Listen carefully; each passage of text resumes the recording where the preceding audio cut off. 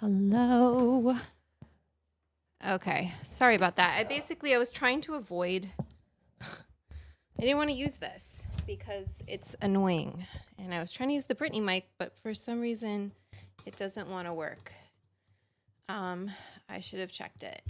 My bad. Hi, welcome to the Club Sesh. It's me. I got to start this on Instagram. Welcome, welcome. Make me a little bigger. I didn't put the title on the board yet. I was a little distracted. I mean, we started early today, so we'll see how this goes because you guys might decide like, we don't like how early this is. Hi, Kyle. Hi, Papa. Shits. Okay. Let me get my, let's start the Twitch. Oh, shit. So sorry, Twitch. You didn't get the intro video. And the Instagram never does. So let me just pull.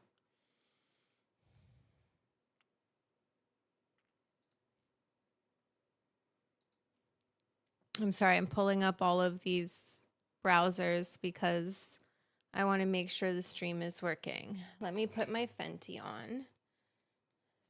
3:23. And so we're starting early because Bonbon, basically. Bonbon. Okay, we're on Twitch, we're on Instagram, we're on YouTube. All set up. I love it.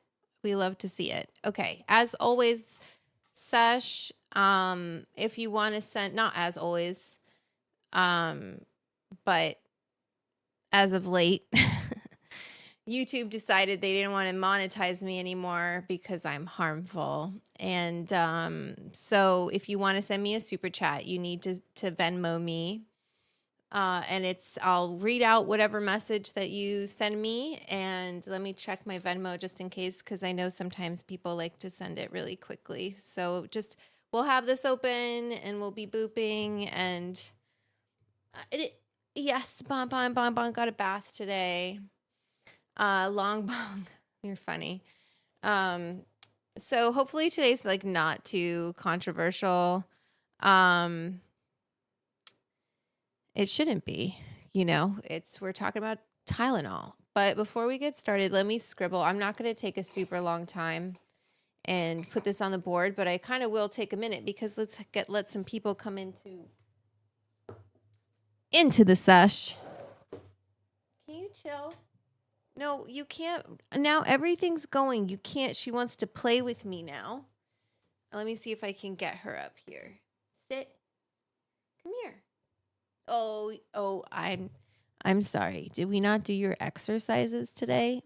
We didn't do her we do these exercises like physical therapy exercises for her knee. And it's like frog pose. I know. Oh wait, didn't we do them? We did them today, Bonbon. You already got that treat. I'm not giving you another glucosamine. Anyway, so she does like a frog pose basically. And then she does like stands on a pillow, which makes her legs a little wobbly. And then she does like, I hold the treat up. So she's standing on her hind legs. This is probably so boring for you, but it's fascinating for me. Anything about Bonbon. Okay, so I'm going to put on the board that this is the Club Sesh. Welcome. We're going to talk about Tylenol, acetaminophen. Say that 5 times fast. The president can't. And Tylenol is just the brand name. And what does it do? How does it operate in our bodies? What is its history? Do you know about the Tylenol scandal and that there was someone who was poisoning Tylenol bottles? Come here. Oh, I gotcha. Hi. Hi. What's up, little girl?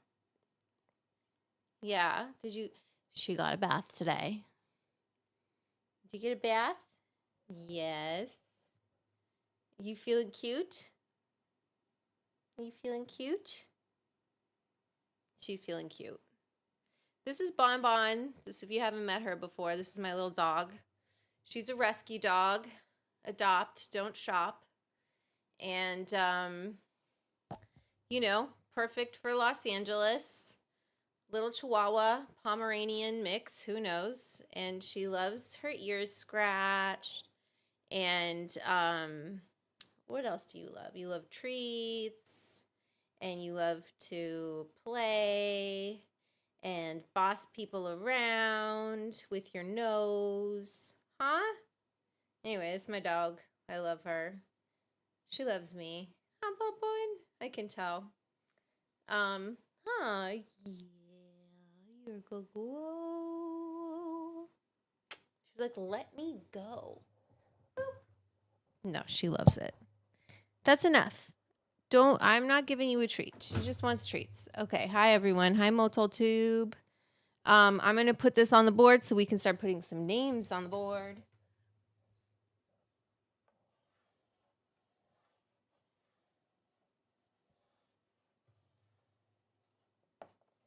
Okay. One letter down. Hi, Petra. I'm going to while I do this, I'm going to start a poll. Is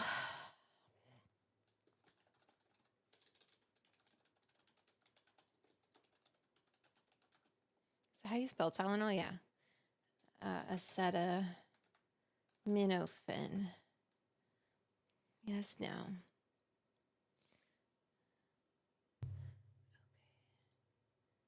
Hi, Amy. How's it going? Hi. Okay, she's distracted now. She's leaving me alone.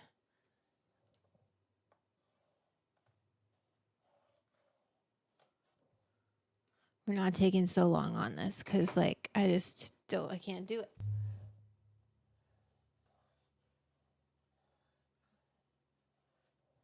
it. Is it going to be spaced evenly? I don't know. We're going to see.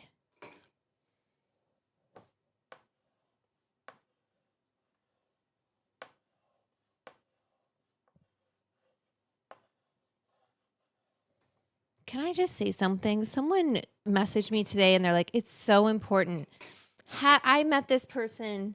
I posted about this in my stories, but I met this person over 10 years ago through one of the most elite, expensive restaurants in the state.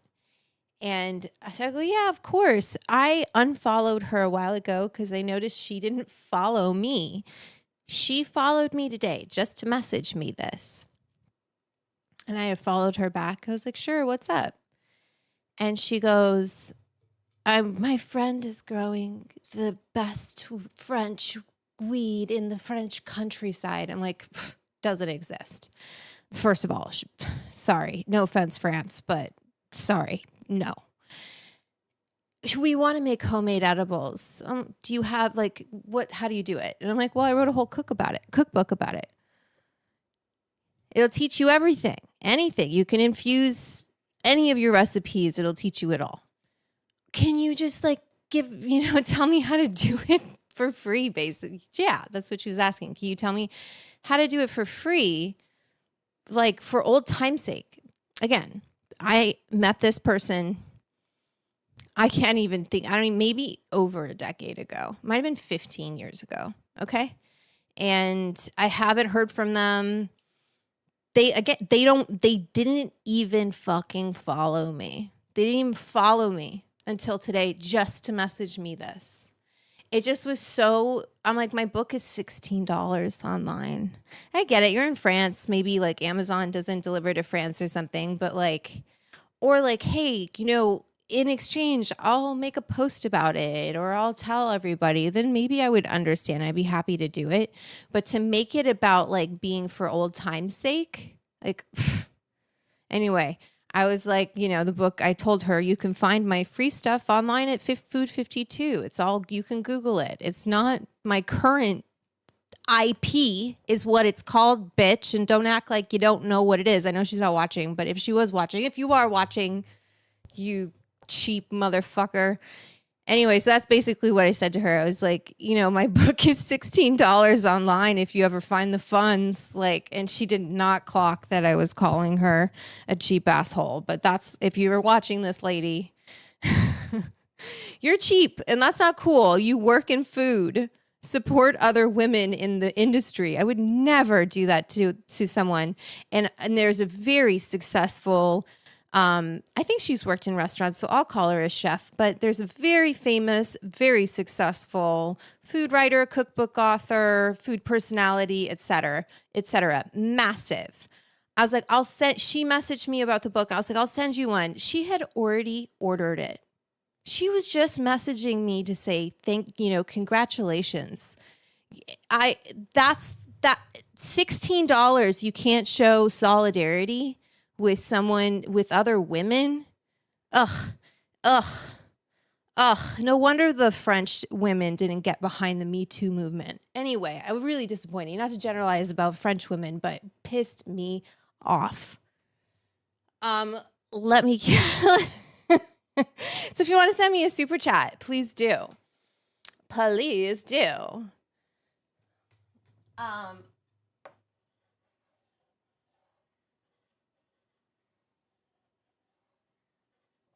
I would never ask for her work for free. I never, let alone $16. She spends more on a glass of wine than that. It's really insulting. She's lucky I don't publicly call her out.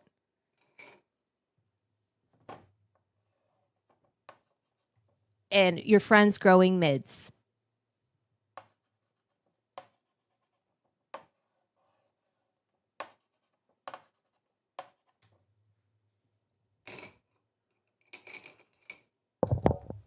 Hey, I mold butter. Give me your groundbreaking research for free.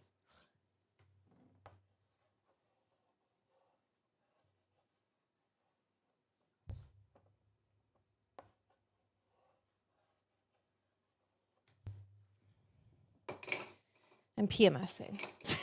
If you haven't noticed, TMI. Actually, you know what? It's not TMI. It's just kind of life. This is so not centered. I'm not doing it again. It's not centered. Let me show you.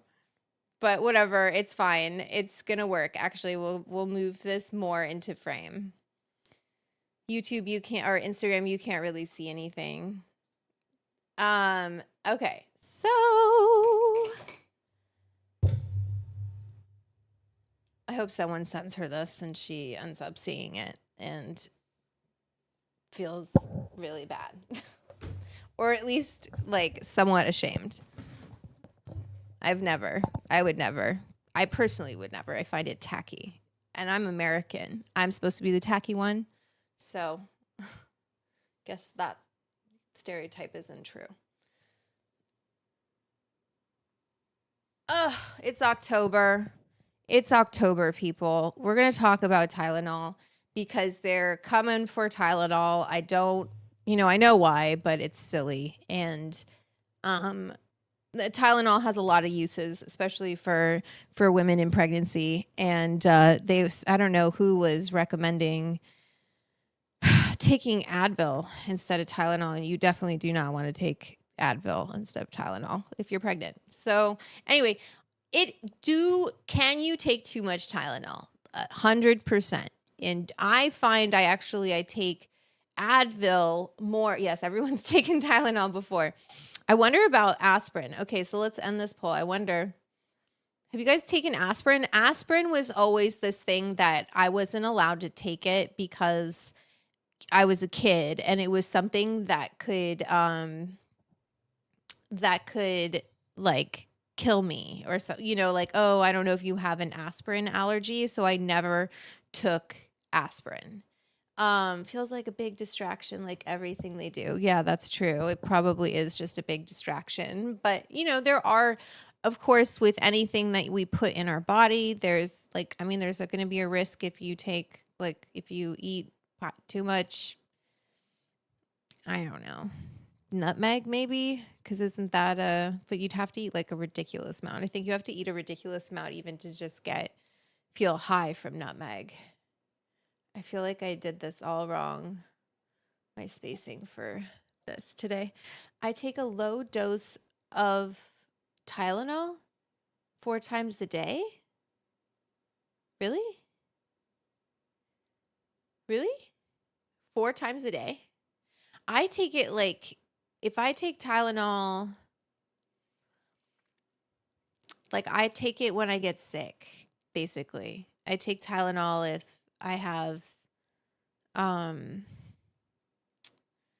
headache, or I'm feeling sick. I'll take Tylenol PM to go to sleep. Too much water can kill you. Everything, the dose makes the poison, as they say. So, yes, I feel like this has been something that they're trying to distract us with, but it's also a way to kind of, I don't know, there's this weird obsession with controlling how women, what women do with their bodies, and also what happens during childbirth and pregnancy, and how women operate and take care of themselves during pregnancy. And that is really problematic to me because it's not based in science. He's trying to say that he who must not be named is trying to say, oh, wow, every 6 hours. No, low dose aspirin helps to avoid a stroke. Oh, yeah, because it dilates your blood vessels. Aspirin, multi-tube. Is that wrong? I don't know. Anyway, I just know if you're going to have a heart attack, take an aspirin. We can look into how aspirin works too. I feel like my video on YouTube is kind of glitching, and I don't know why. Or on Instagram. Let me see. I wonder what that's about. Huh. Maybe I made it too big. Anyway, whatever. Sorry, Instagram. Yes, you are correct. Okay, cool. So that's how aspirin works, which is cool. But Tylenol, I wouldn't take 4 times a day, because it's really hard on your liver. What that has to do with autism, I have no idea.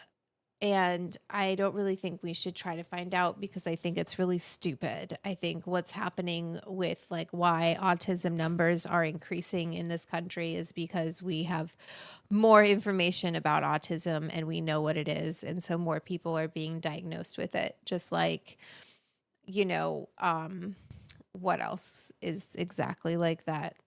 I would say ADHD, ADD, and ADHD. It's like so many people, including myself. It's if you don't know about it, then nobody has it. If you don't know it exists, but as soon as we know about it, there's going to be this increase of diagnosis because we know what we're looking for. We know what it is. It exists now. And we know how to diagnose it. And then even from within then, like with ADHD, it is diagnosed differently for women than it is for men. So, there's just, and that comes with time and more research and more knowledge. I kind of feel like, anyway, that's we're searching for what's causing autism. I don't know. I don't think it's just always been here. I think it's just like part of human evolution, but I don't fucking know. and it's not going to be these people telling us. So that's a conversation for another day. And I also don't think that, it should be this source of like, oh, hey, if we don't like something, we're going to say that's the cause of autism. I mean, I'm surprised Tylenol hasn't sued them. Internet and social media made us more aware, for sure. Yes. Sorry, I heard some noise outside. ADHD and about autism, for sure. Okay, so should we get watching things or should I order some food? What do you guys think? How's everyone feeling?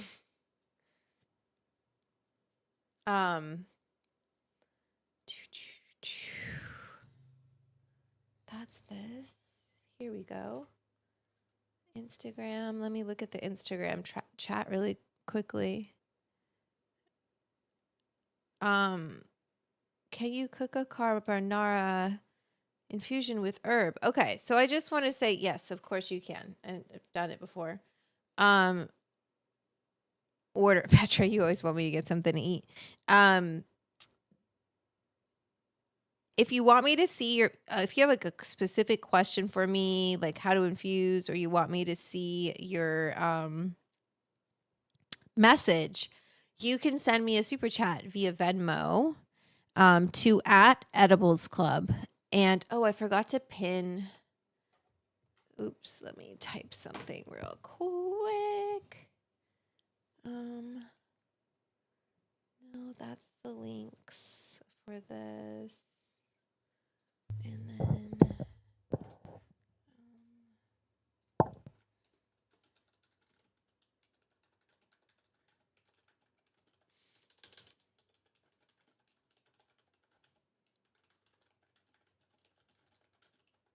I knew I forgot something.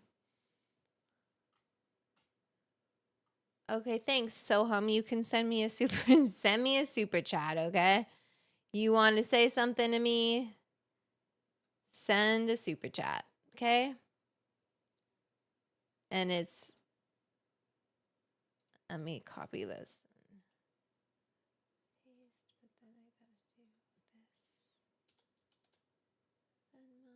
Super chat. How do you eat and have a good time? Let's do this. Join the Edibles Club. Send a super chat. Okay, sorry if this looks messy. And I'm going to pin it. Okay, now my message is pinned. Okay, so that's all the links for my club, for my cookbook, for like the handle to send me a super chat. If you want to get your name, also this should be the live chat, not top chat. If you want to send me a specific message and I mean, Christopher Brady, if you Venmo me like $1, you don't have $1, then yeah, you're too broke. Sorry. This takes me time. I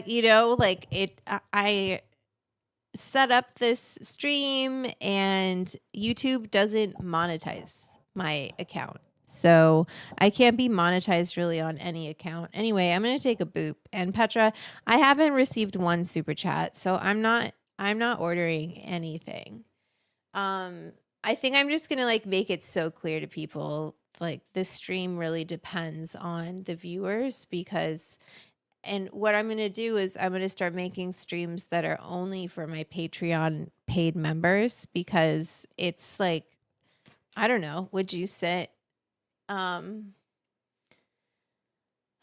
would you sit for 3 hours and like just, I could be watching Great British Bake Off. But we're going to be learning about Tylenol today, and I'm happy to do it with all of you. And if you appreciate my time and you're not like that rude, entitled, spoiled French lady, then you will send me a super chat. Okay, or be a club member. All right, we're booping. Boop. And this is from a dispensary close by. It's Bear Labs. And it's their rosin. I don't remember which one this was. Garlic juice. Okay, so that's what I'm smoking right now. I still have some of the Kaizen. I have one boop left from Kaizen, which is pretty nice. Oh, okay, but like it's always Madame Dram. I'm putting you on the board, but like Madame Dram holds this club afloat. I want you all to know. She makes this sesh happen, okay? Chevron or herringbone pattern. Chevron or herringbone pattern. Chevron. I don't know what that looks like. Chevron pattern. Chevron pattern. Oh, I see. Or let me look at herringbone. Chevron or herringbone. They're very similar, right? But I feel like herringbone looks slightly chicer because of how, I don't know. Are you doing tile? Is that what you're doing? Are you tiling? You know, it was nice tile. Actually, I can't really speak for the like how durable it is, but Heath Ceramics is really known for their tile. Okay, let me put Madame Dram on the board. First on the board gets to go in green. And let's do that. There we go.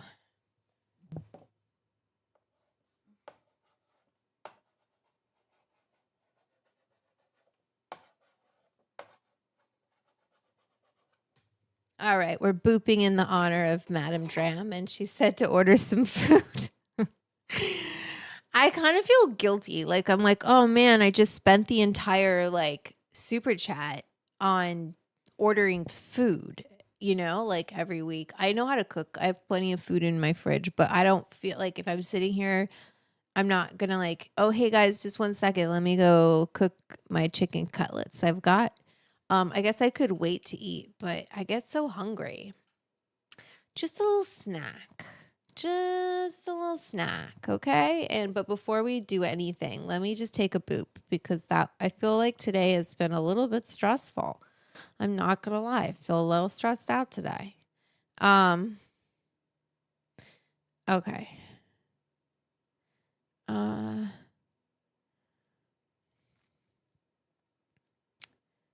I have to open my app. I need a sip of water too.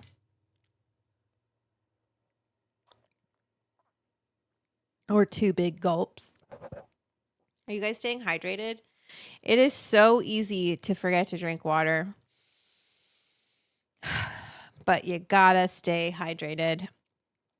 The world feels a little crazy right now, but we're going to look at Tylenol because I feel like that is the right thing to look at. And it feels like it's under attack for no reason. Although, you know, like if you don't like Tylenol, don't take Tylenol. I try not to take it very often. And when I do take it, I try not to take it for a really long time. Like if I notice I'm taking Tylenol for more than 5 days, I get a little nervous, right? Because you just don't want to become dependent on it, and it is hard on your liver. Okay, we're going to press this to heat. Woo! Okay, so I've really been enjoying the Dr. Dabber, and I am working on the blog post. I haven't forgotten. I've started it. It's just going to take me a minute like it always does. And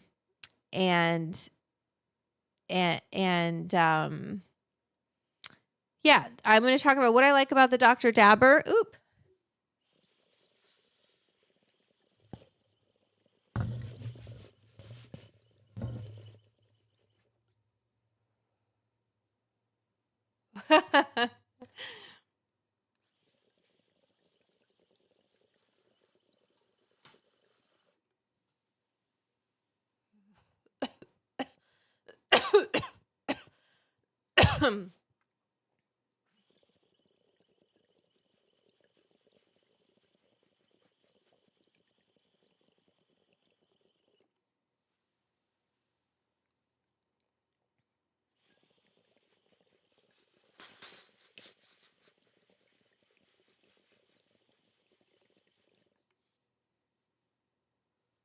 Damn.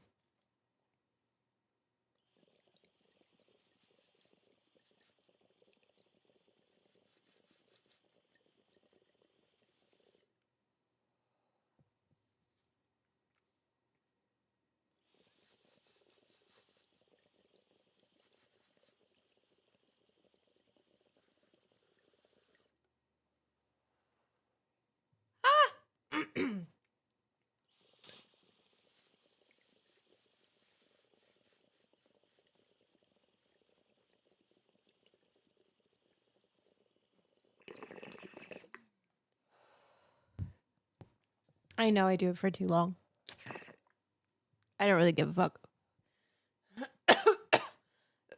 Okay. So how are we not going to get the stream shut down today? We're going to make sure that we pause the video, Vanessa. Talking to myself. So that YouTube doesn't get me for copyright. Okay? Sorry, I shouldn't cough right into the thing. All right, that's the Dr. Dabber. We love it. It's great. Oh, this thing is going to die. The batteries. Oops.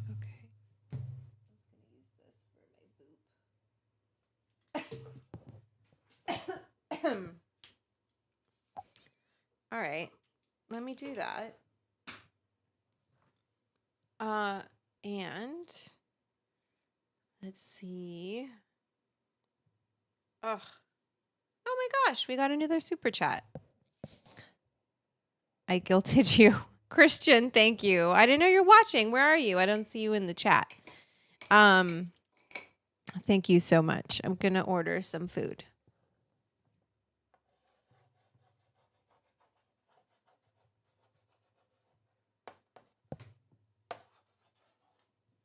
I'm going to do Christian G, if you don't mind. And let me put a little. There we go.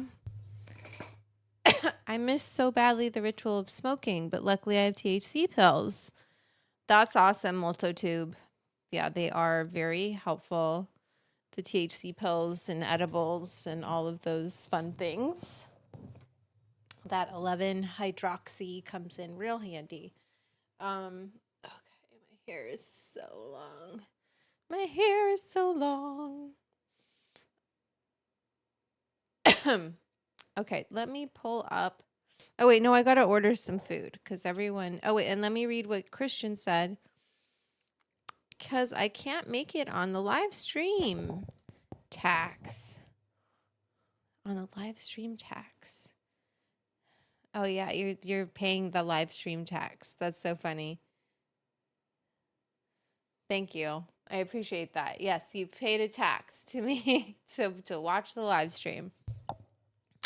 It just helps support it. Like it just makes it so I'm like, okay, I can justify being here. Otherwise, I've got to go and get like a real job, you guys. What? Who wants to do that? I mean, obviously, I have a wonderful sponsorship with ILGM, and I am speaking with more people about sponsorship opportunities with the stream and my Instagram and things like that. Uh, but your direct support, like the Patreon, is really crucial for me. And it's, I've got a couple, like I've got Al helping me with the tech, can text him, but pretty much it's just me. I set up the cameras, I set up the lights, I do the thing. And it's fun.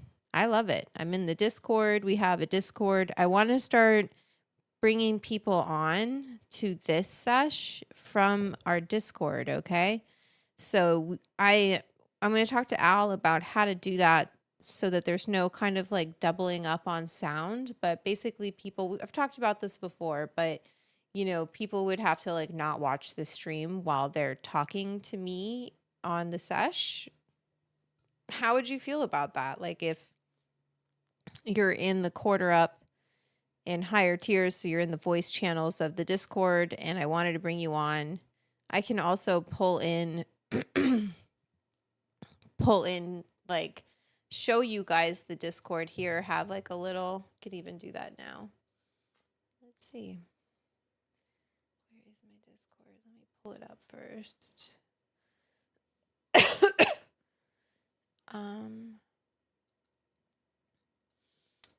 All right. Okay, let me see.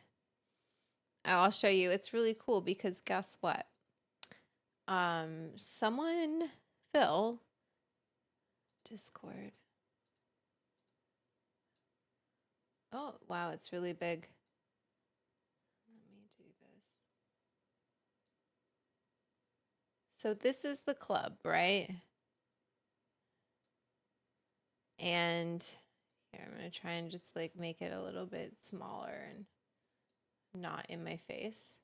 This is part of the club. This is the Discord. So we're in the Munchies channel, and Phil made the Inside Out spaghetti meatballs, and they are amazing. And I said, LOL, of all the recipes I've done, didn't think this was the one people would make. I was like shocked because, and look there's some weed right there. That's hilarious. Oh, nice plate too. Wait, what happened? That was weird. Anyway, that's a really nice plate. Look he did it with the spaghetti inside, the whole thing. That's really awesome. Cool. Hi, Harry Lee. How are you doing? We're just checking out the Discord right now. This is the Edibles Club, the Patreon Discord. You have to be a paid member to join. The pre-roll tier can kind of like snoop, basically. You can kind of just like look at everything, but you can't really participate. And then from the 5 on it up, it's I know it's funny. Multotube.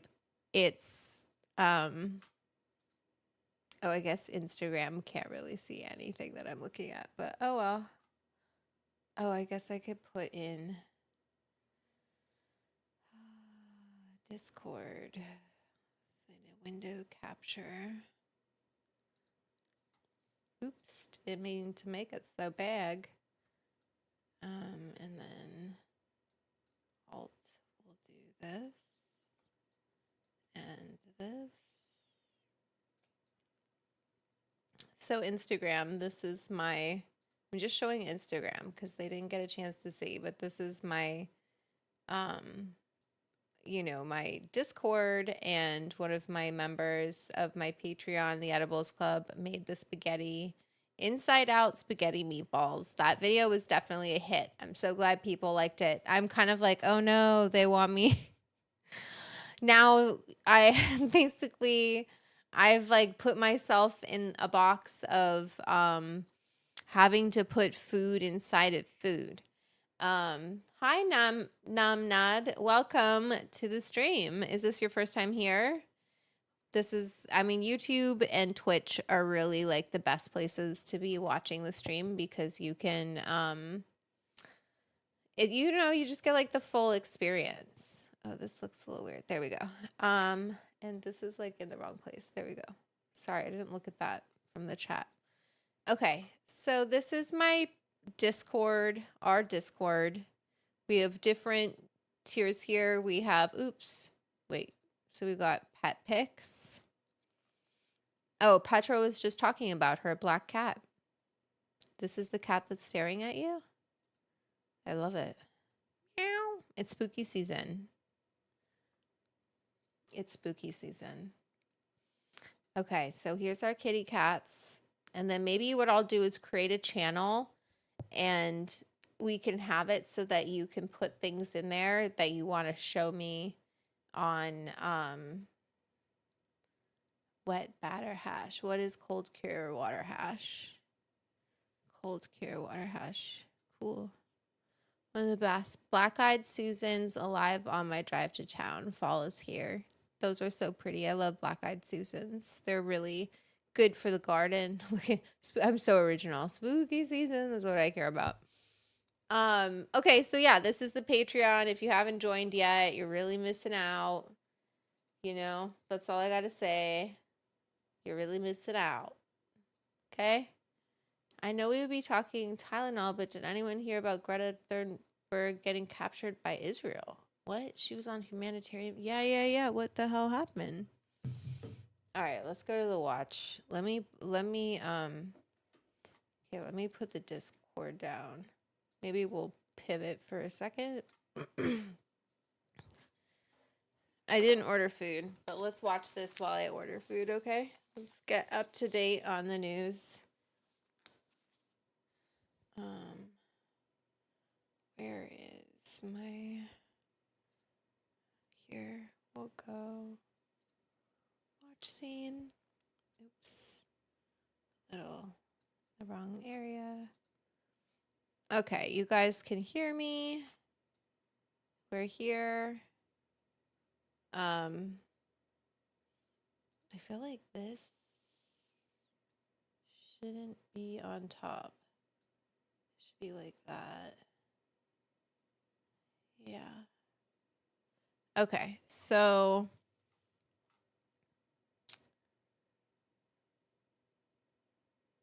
I was gonna look at this, but let me get, is that what's open?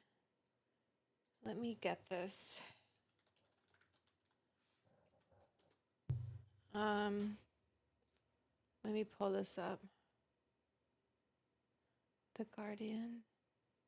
Let me see if there's any videos. Okay, I have to stop and start. Well, let me see if there's a longer one. These are all pretty short, but let's see what's going on.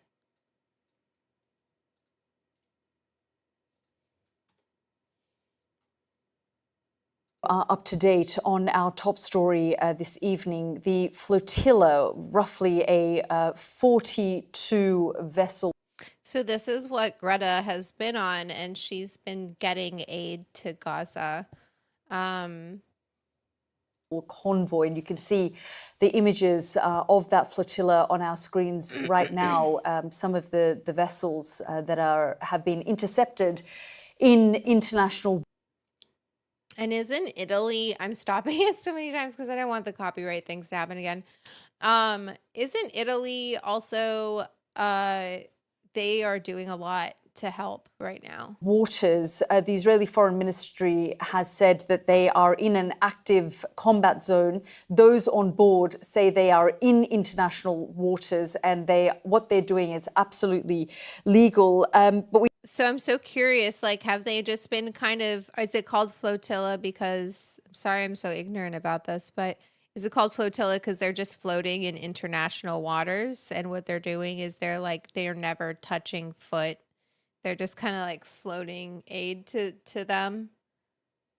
We've got an update now from the Israeli Ministry of Foreign Affairs. They say that, and this is a quote from an ex-post that they've put up. They've said, already several vessels of the Hamas Sumud flotilla have been safely stopped and their passengers are being transferred to an Israeli port. Greta and her friends are safe and healthy. And you'll remember Greta Thunberg was detained and then deported a few months ago. Okay, so, well, I mean, they can't they can't do anything to Greta. It'll be that would really be a big I mean, we don't give a fuck if they did anything to Greta. There are roughly about 500 people from around the world, part of this flotilla, I see, about Harry. 42 vessels full of aid, things like baby formula, based Right. on what they were telling me.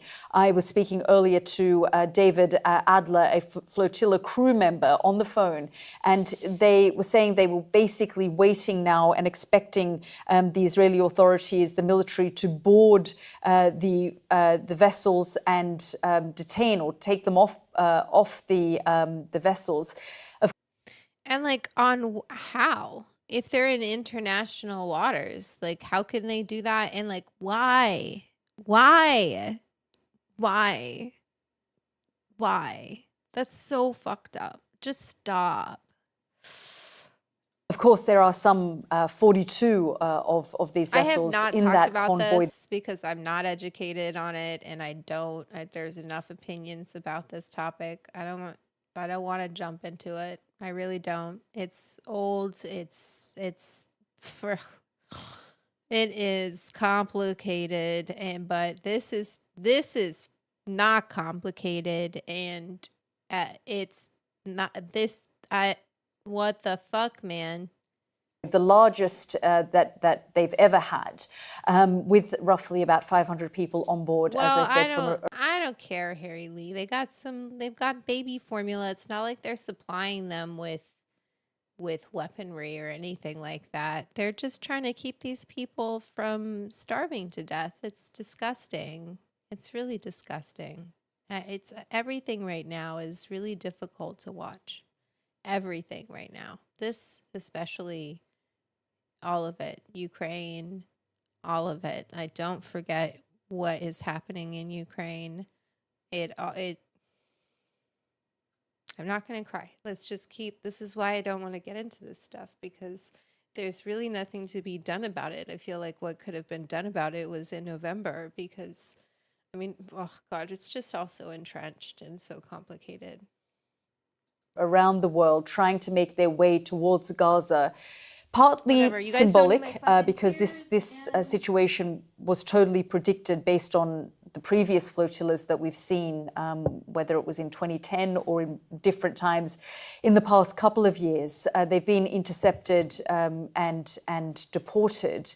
There was a violent escalation in 2010 where almost 10 people were killed, but there were assurances given by the Israeli Foreign Ministry to the Italian Foreign Minister that there would be no violence used to Right. I mean, there's no violence on her. prevent them, but they would eventually be intercepted, which is exactly what's happened now. But like, why are they intercepting? Okay, fine. You're not going to do any violence on this very famous white lady. How gracious of you. I mean, anyway, it just, Those on board the flotilla probably knew this would be the outcome, and yet they wanted to do it because they say they wanted to highlight the plight of the Palestinian people. The Israeli Foreign Ministry says that this was just performative and that they should have given the aid they wanted to deliver into Gaza to the right authorities. But of course, we know from the past almost year, the last 9 months, 8 months or Right. so, that no aid, sufficient aid, has not been getting into in. Gaza. There was a blockade earlier in the year, and now Like, it's so, and that's I know there's a combination of I don't want to talk about this. It's way too fucking. just I'm glad she's okay. I'm not.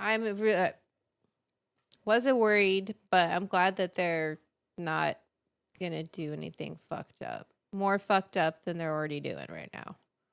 Okay? I mean, like, shit. When you have right wing Christian nationalists saying what you're doing is messed up, like, you know who I'm talking about. Okay? So Just all right. Let's get back to let's jump into Tylenol. Yeah, he's a war criminal. It's depressing. It's depressing. Putin. I fucking hate that guy. I grew up with Ukrainians. I went to school, elementary school. I went to with I don't know why my parents put me into, because it was Catholic, right? In Canada, Catholic, which they're not Catholic, so I still don't understand. But whatever. We went to a Ukrainian English school, half Ukrainian, half English. So a lot of my friends growing up were Ukrainian. And so I grew up eating vareniki and, you know, because I go to my friend's house. They're so pierogi, if you don't know what I'm talking about, pierogi. Well, actually, I think they might be different, so don't quote me on that. But similar, like dumplings, and or maybe it's the same and it's just different names for it depending on where you're from. Anyway, so I feel for the Ukraine too. A lot of places right now, the world is really. We're always going through some shit, but it just feels really dire right now. Feels really not cool. And one of the things that's been kind of under attack has been, so I mean, I just smoke. I don't know how people do it without pot, because if I didn't have cannabis, whew, I could not do this timeline. This time, Jane. Oh yeah, Jane Goodall died today. R.I.P. Jane. R.I.P. Incredible woman, educator, animal activist. Such a sad day. I saw that and I was like, for fuck's sake, can we, like, wrong person. Oh, death in general just is really, I think there's been a lot of death, and it's hard. It just kind of, I don't know, you end up having those sleepless nights where you're thinking, like, what are we doing here? What's going on? What are we doing here? We're learning about Tylenol. We're learning about Tylenol and, like, how it works in our bodies and whether or not that works for you. I've definitely taken Tylenol 1, 2, or 3 before. The older I get, the more Tylenol I take, but not really. I try not to take it too often, so it continues to work really well. So let's learn about this. This is from SciShow. I'm going to stop and start this. It's only 8 minutes, but I just want to make sure we don't get in trouble. And I need to, but before we start this, let me double check we don't have any more super chats. We do from JJ. Thank you so much, JJ. I wonder if Vicodin this is not me, this is my super chat. I wonder if Vicodin is going to come up in anything tonight, because it's mostly acetaminophen. Am I saying that right? Acetaminophen, and was very heavily prescribed during the 2000s. JJ, you are not wrong, because I definitely was in high school during that time, and Vicodin was everywhere, including my grandma's cabinet. So, yeah, that's interesting. Oh, I didn't realize that. How interesting. All right, let me put you on the board, JJ, before we jump in. I don't have purple up here yet.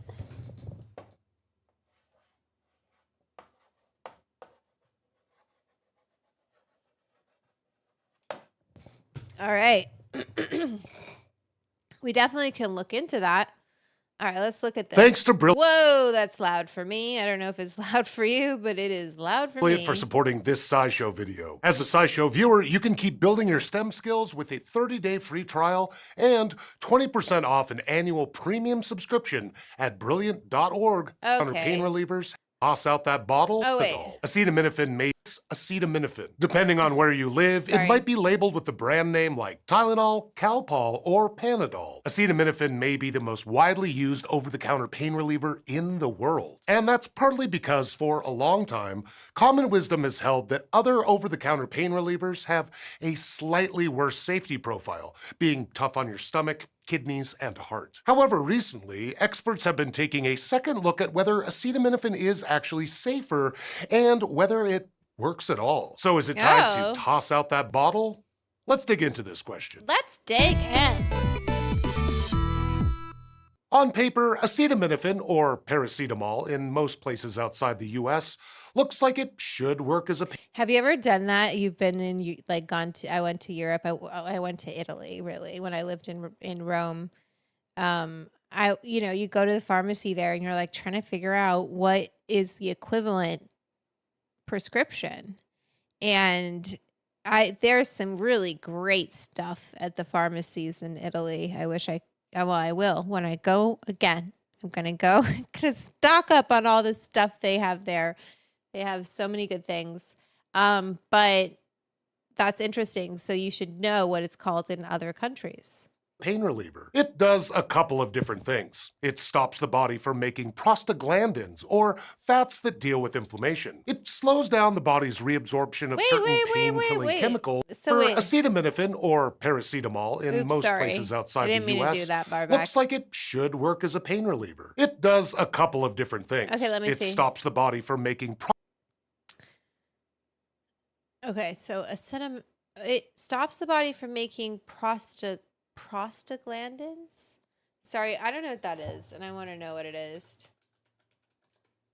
Prostaglandins are a group of lipid compounds that act as hormone-like substances in the body. They are produced in various tissues and play important roles in numerous physiological processes. This is AI, which I hate.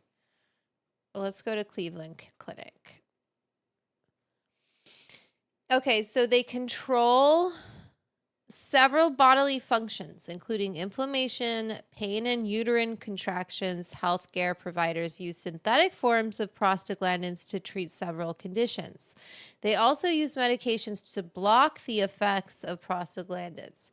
So what are they? So that's what Tylenol does. So part of what Tylenol does is that it blocks these prostaglandins. What the hell is a prostaglandin? We're still finding out. Prostaglandins are a group of lipids, aka fat, with hormone-like actions that your body makes primarily at sites of tissue damage or infection. Hormone-like actions. Okay, so let's see what those hormone-like actions are. There are several different types of prostaglandins, and they play several essential roles in regulating bodily processes, including blood clot formation at the site of an injury, blood flow, wow, healing, wow. So I wonder if curcumin is something that is like a prostaglandin. Oops, let me see. Oh, wait, I can look that up. Is not curcumin. Anyway, whatever. I don't know what I'm looking at. Okay, so inflammation, labor induction in pregnancy, menstruation, ovulation. Wow, prostaglandins have a role in the natural physiology of your body in addition to their role in defense and repair. For example, prostaglandins are responsible for uterine contractions during menstruation. These contractions help release the uterine lining. Holy shit. So prostaglandins, I wonder if you take, that's why they say to take Advil when you're I don't know. Because maybe does Advil interfere with the prostaglandins? I didn't even know sorry, I didn't mean to yell, but I didn't even know what a prostaglandin was, you guys. Okay. Because I shouldn't take Tylenol if you're getting cramps. You really shouldn't.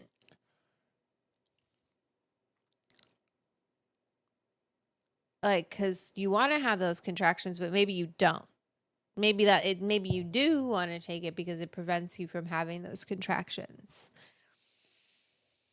Okay, so healthcare providers also use synthetic forms of certain prostaglandins to treat various conditions, including glaucoma and erectile dysfunction. Are you listening, gentlemen? They also use medications to block certain prostaglandin receptors to help treat certain conditions. Okay. Are prostaglandins hormones? Prostaglandins are lipids with hormone like properties. Lipids are a class of organic compounds that are fatty acids or their derivatives.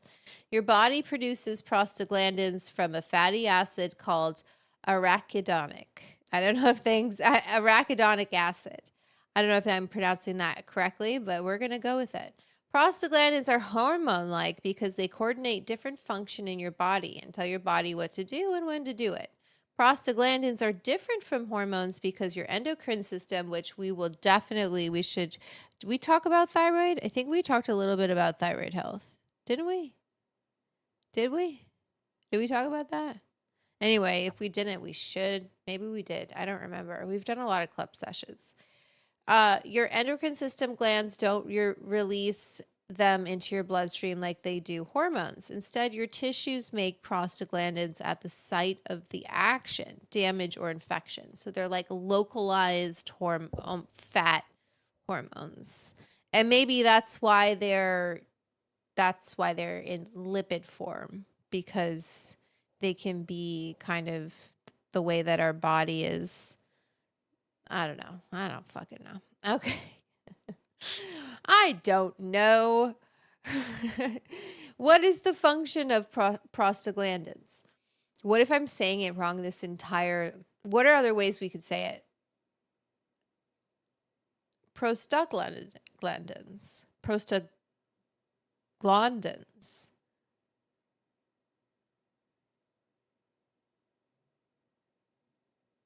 I don't know. Anyway, there are several different types of prostaglandins. That's how I'm saying it. And prostaglandin receptors there's receptors too. That affect almost every part of your body, kind of like our endocannabinoid system. What's up, cannabis cowboy? How you doing? The effect of prostaglandins depends on multiple factors, including the organ or tissue involved, the receptor to which they attach, the bodily function of physiological situation. Prostaglandins can activate or prevent platelet buildup for blood clot formation. Wow. Okay, so that's where there's this one Coumadin.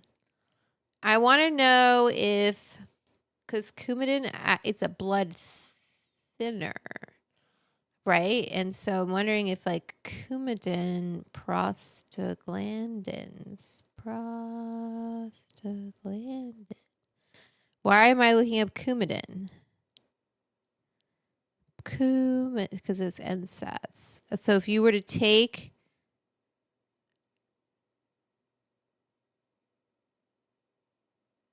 right. So basically, if you're on Coumadin, which is a blood thinner, why do I know about this? Because I've taken care of older people, and it works by blocking the enzyme vitamin K epoxide, which is why you don't really want to eat dark leafy greens when you're taking Coumadin, which is necessary affects clotting factors. So if you're taking Coumadin, you wouldn't really want to take NSAIDs.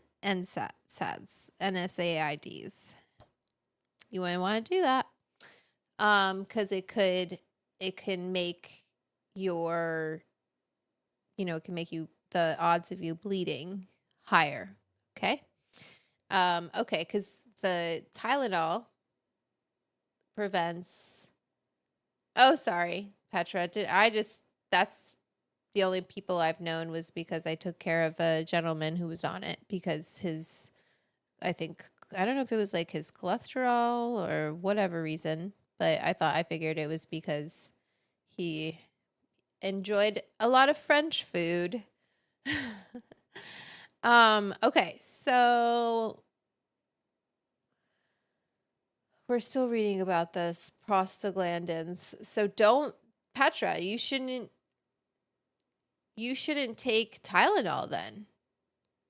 because it prevents prostaglandins, and you don't want to do that. Okay. Activate or inhibit, prevent platelet buildup for blood clot formation, cause vasodilation, widening of blood vessels, narrowing of blood vessels. Okay, so handless bandit. Hi.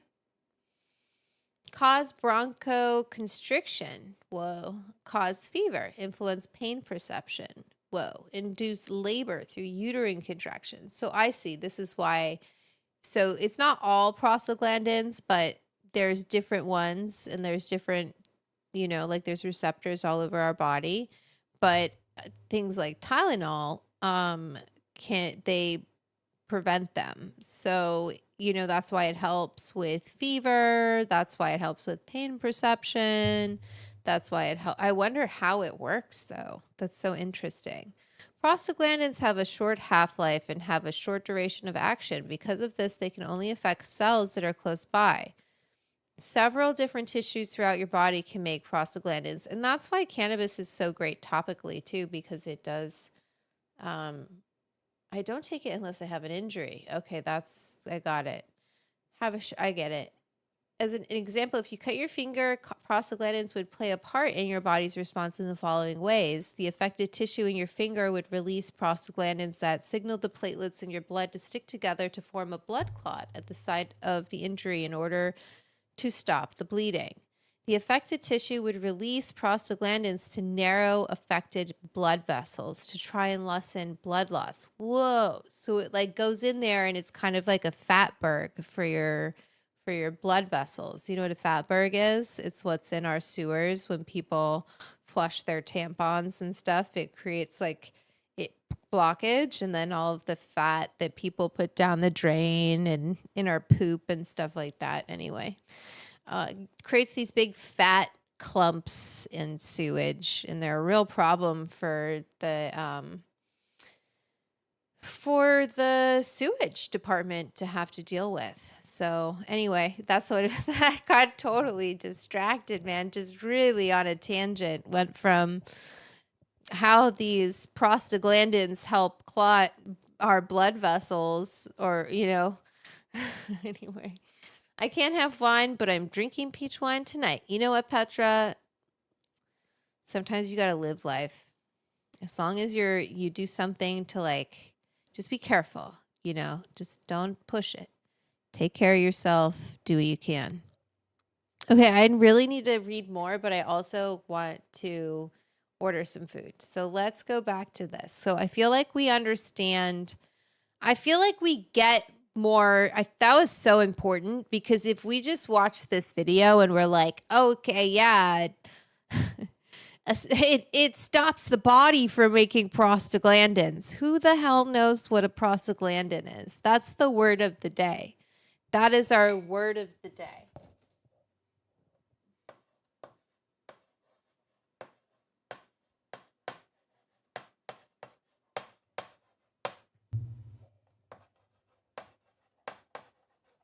It's going on the board, friends, because it's just so important. Okay. So, it came for the pod, stayed for the prostaglandins. Yeah. We needed to learn about that. I had no idea what that was. I was like, what are you talking about? Okay. So we get it. Prostaglandins, or fats that deal with inflammation. It slows down the body's reabsorption. It is so much more than fats that deal with whatever the fuck you just said. What am I ordering for food? Can you put something in the chat? Chat, I need to know. I need to know. What am I ordering? I don't. Just signed up for your Patreon.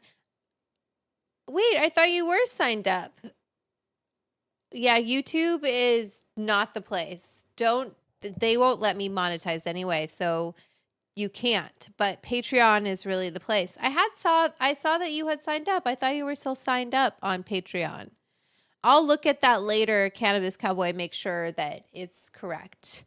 Does anyone have anything that they want me to get? Should I get a burger? Should I eat a burger? Should I get Tacos. Should I get what the hell is this? All you can eat Korean barbecue. Well, yeah, but you got to go for that. Pinot sandwiches. That looks pretty good. Shawarma.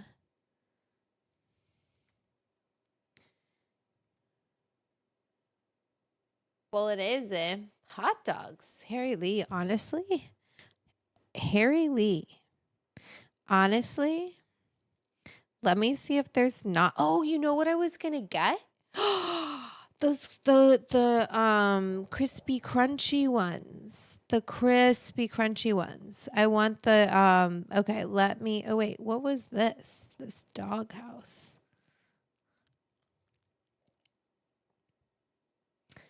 It's pretty high. Welcome to Doghouse. I don't know about that. I want the corn dog. I know exactly what I'm going to get. But I don't know which one is better. So I'm going to look at the reviews here. There's okay.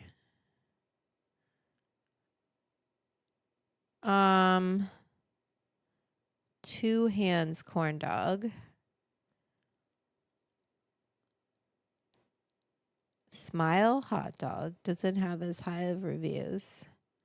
I feel like two hands corn dog. This is so gross, but I don't care. Not gross, but you know, it's just not healthy.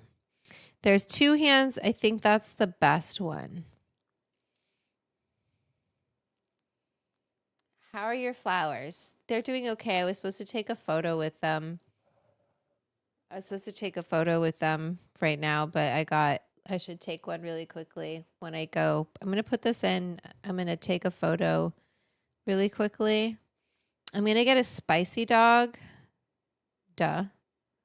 Oh, wait. Let me see if they give you a box. 2-hand signature set. What comes in this? 3 of the classic dog, the 2 hands dog, the spicy dog. But don't we want a potato dog? Fine. We'll do, oh, wait. The Mega Star set. This is, oh, wow. Should I get 5 or 3? It's spicy dog, potato dog, classic dog, 2 hands dog, a crispy rice dog. We're fucking doing it.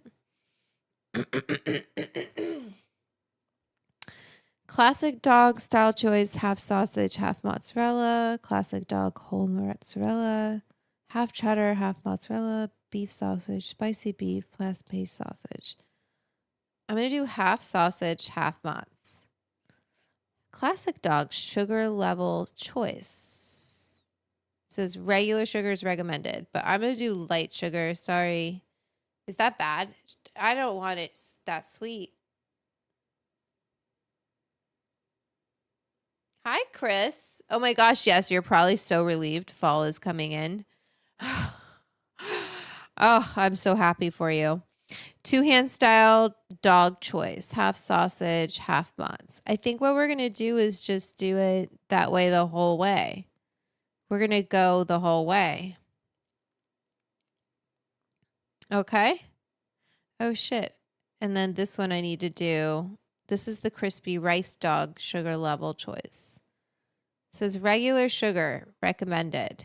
Maybe I should just get.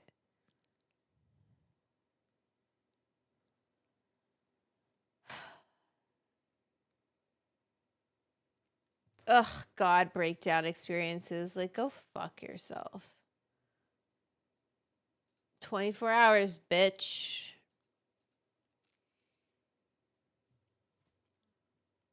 Okay. All right. I don't think I need a beverage. Ooh, they have a lemonade slush. Ooh, they have a horchata slush. And they have a pineapple slush. Whoa. What is bean powder with 2 hands sweet sauce added, extra savory taste on it? I don't think I can get another dog. It's too many dogs. I would get this one, but it's too many dogs. They also have an elote, but that's corn on the cob.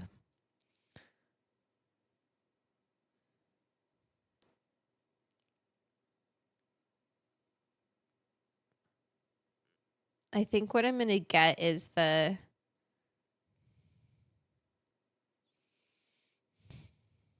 horchata slush. Okay, get me out of here because what am I doing? It's not that bad, okay? I think we can make this up in super chats.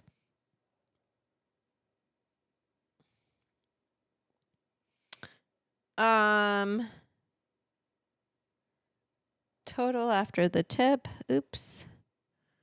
We always tip. You better tip. Don't be cheap. Submitting your order. You guys, I hope I like this. Hi, Hoods Hippies.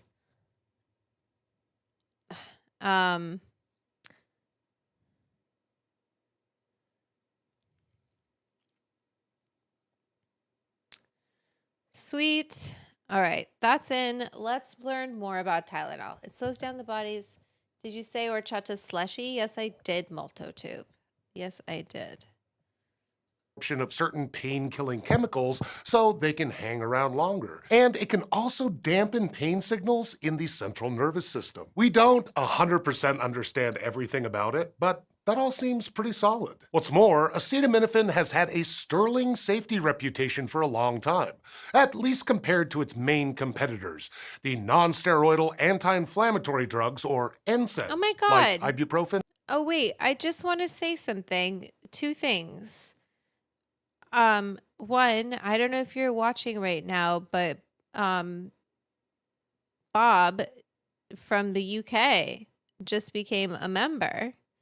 I don't know if you're here, Bob, but I see that you joined the Patreon, and I so appreciate you. And I also see that Adam Wall became a member of the Patreon as well. So I just want to welcome you all to the Edibles Club.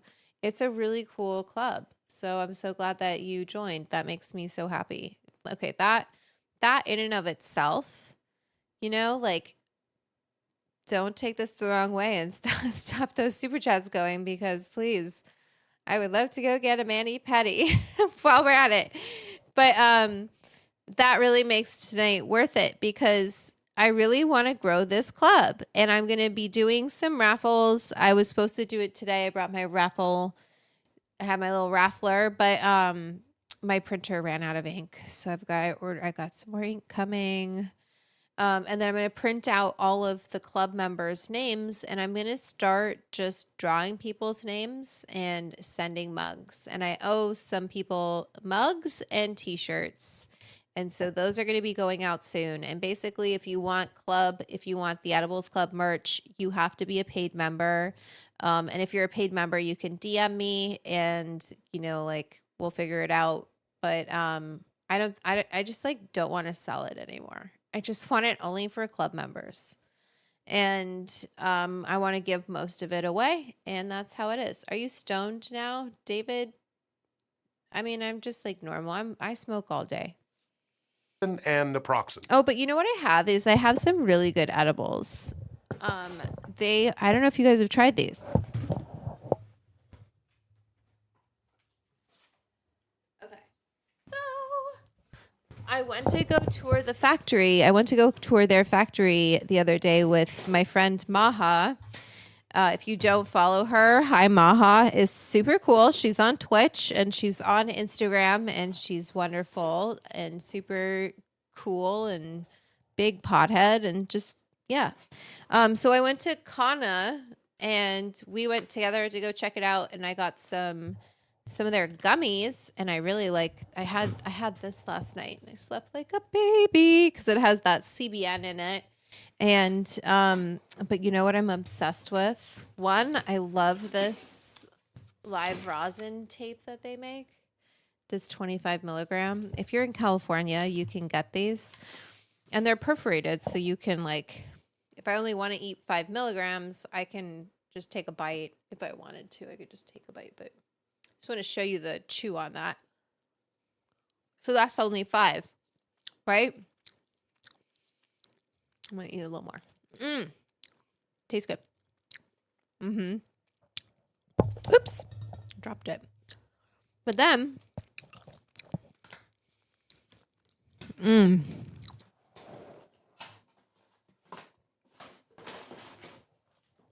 okay, and then they just came out with these minis. And so they just started their chocolate program, so I'm sure you can figure out why we were touring. Maha has really been helping me with Marigold and which it's so awesome, and just getting it going. Anyway, so we went to go check out this factory, and I was so impressed with how so you kind of have to slide it like that, and then you pull up, but it's kind of like opening a champagne bottle. Like, don't be too aggressive with it or you'll spray them everywhere. Now, I'm a real candy connoisseur, I have to say, of all the things, like more so even, I would say, than weed. Whole thing? You want me to eat the whole thing? I'll eat the rest of it. I was wanting to eat some more edibles. I want this to stay like that. Did that work? Kind of. Okay, so here, I'll eat the rest of that. Well, I might want to go back to it. So these are their minis. This is the fly. And I was saying I'm a connoisseur of candy. And these are, oops. One sec.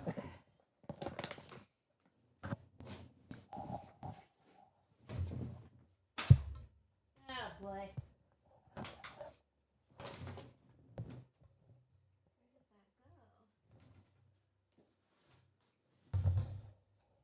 Sorry.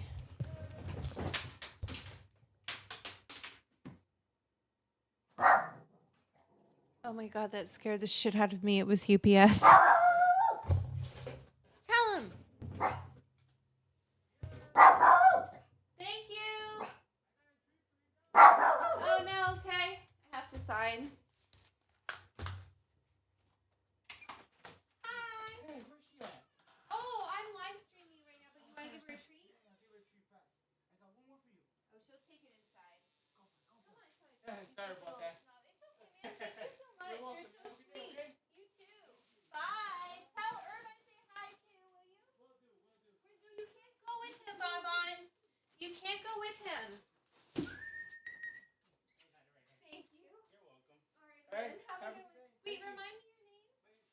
Sergio? Sergio or Sergio? Sergio. Yeah, but you can say it. No, say Sergio. Your name's Sergio. Yeah. Vanessa. Nice to meet you. Bonbon. Tell him I say hi. Okay, will do. Thanks. I'll text him right now. Thank you. Sorry, guys. Okay, first of all, let me pick up. Oops. Sorry, Bonbon. The chocolate balls that I dropped on the floor. Okay. Hi. Yes, I have a treat. Okay. Sorry. So that was UPS, and he was bringing he's bringing Bonbon. He wanted to give her a treat. Sergio, so nice. Okay, so he wanted to give her these little treats. Okay, but she doesn't eat them this big. I have to break them into pieces. Is that still too big? Ugh, she's such a baby. Anyway, let me eat this candy. Ugh.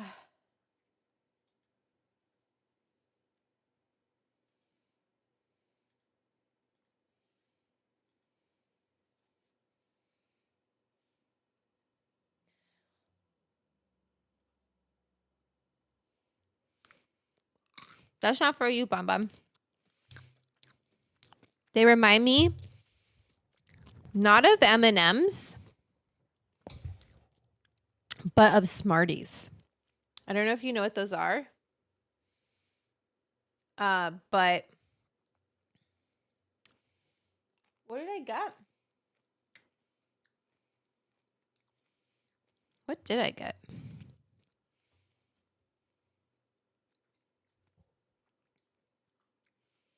Something. Okay.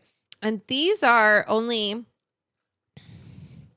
4 milligrams THC, 2 milligrams THCV. So that's why they're fly, because they have the THCV in them. Which is really... What is it?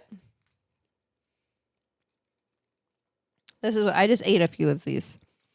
So like 12. Sorry, my nails are so, like I said, send me a super chat so I can go get these cuticles cleaned up. They're not Skittles. Let me bite it in half.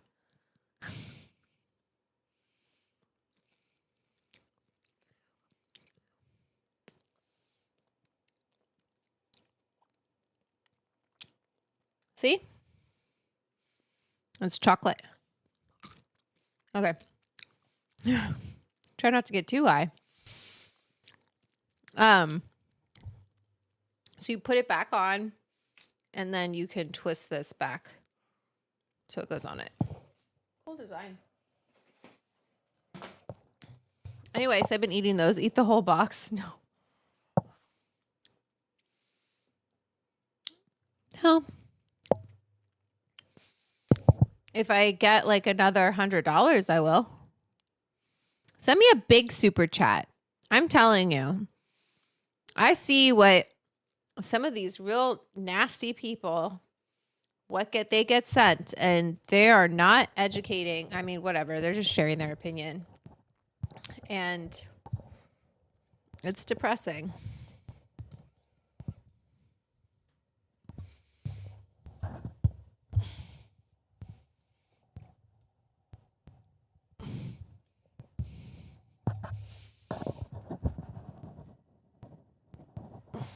I hate this mic so much.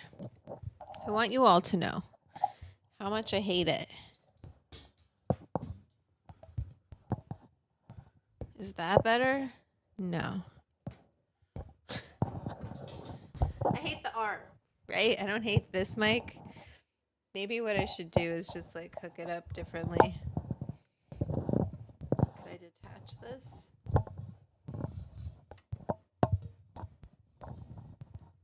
Anyway. There we go.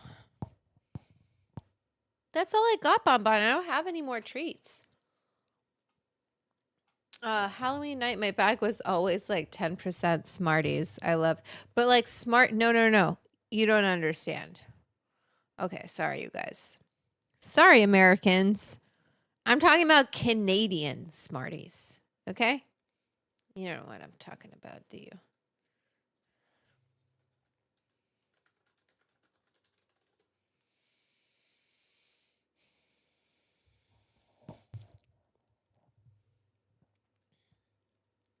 Why do Smarties have a different name in Canada? Let's see, and stay until the end for my review of Extreme Sour Smarties. A spin-off of the original, released in 1949 in Bloomfield, New Jersey, they are extreme sour versions of the irresistibly chalky little... Okay, so that's not what I'm trying to find. You are now watching a Lucky Penny Shop product. This does not need to be 10 minutes. Advanced Smarties video. Look, and if there's more... This is a Canadian Smartie. It's from Nestle. Okay, so that's what? First of all. First things first, people. Hi, Natalie. Smarties, tiny sweet but tart candy pellets. I do like those, but that's not what I'm talking about. I'm talking about Canadian Smarties. Listen, I really haven't found a candy I don't like. But what I'm trying to say to you is that this chocolate from Canna reminds me of Canadian Smarties, which are chocolate. I think they're chocolate. Yeah. Smarties branded products. We'll bring them in here at some point and then compare them all. So let me clear some things out here and get started. British. All right, I'm starting back with the UK Smarties because in the first video I was told that I opened it wrong. And I do notice now that there is a pull tab here, and it looks like I was supposed to open it. I like the chalky ones too. Like that, and then just... I like the chalky Smarties too. Like if you gave me a roll of those Smarties, I would crush them. Pop them out. So let me pour some of those out. Now, this was the one box of Smarties. What? No. Okay. And then, now this was a bigger box of Smarties. Let me pour some of these out. All right, And as you Petra, can have a see good now, night. let's look at the Thanks for color being there. So here. those are the 2 UK Smarties we had. Now let me open up this. This came from Canada. And we'll just see if it's exactly the same thing or not. Okay, And take a so look at 'em. that's what. So they're not the same thing. Okay, whatever. Oh, this is the comparison between Canadian and UK Smarties. Those should be relatively the same. So the size, let's see. Can you tell? Are they close? They are very close in size. It's the same. It's Nestle. Now, I've never Same had these Canadian ones, SOPs. so let me eat a few of these now. Oh, they're so good. I'm so jealous. They've all been in the refrigerator. Oh, I missed a few. I already feel high though. I'm That guessing the edible taste should be the same, creep. right? Hi, Chubsack. No worries. You're not late. Let me clear my palate here and talk a little bit. The greens are close. One more. Oh, this is a green one, All right, let me try a few of which these. is Groove, I'll try 3 of these. which is CBC.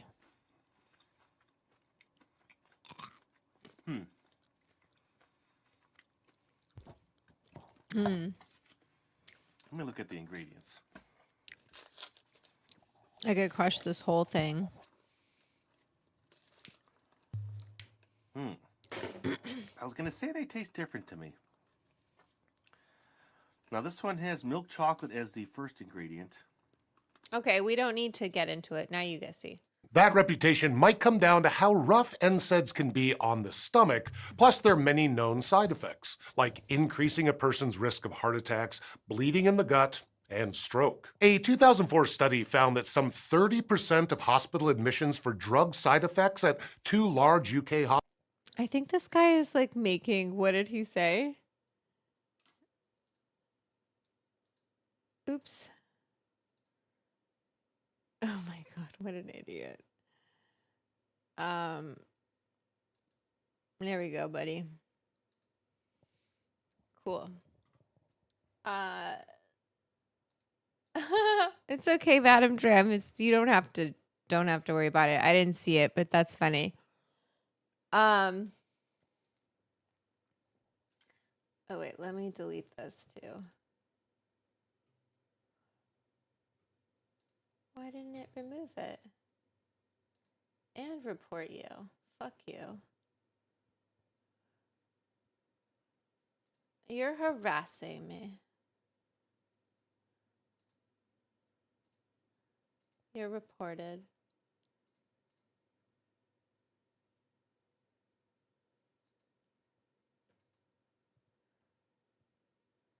Okay, cool. Sorry, you guys.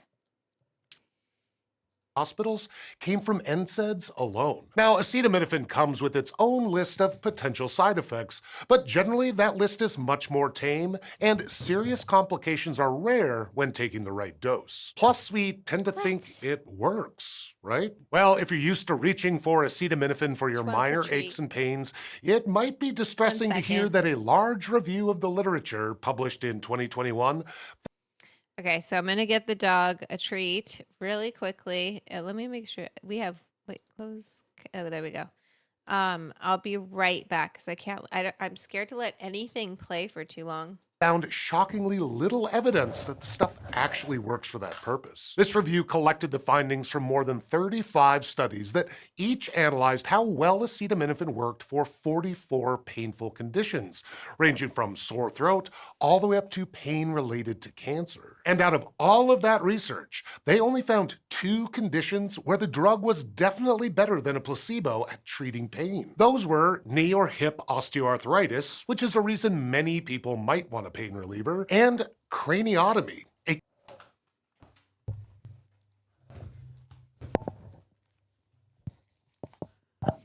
What did I miss? What did I miss?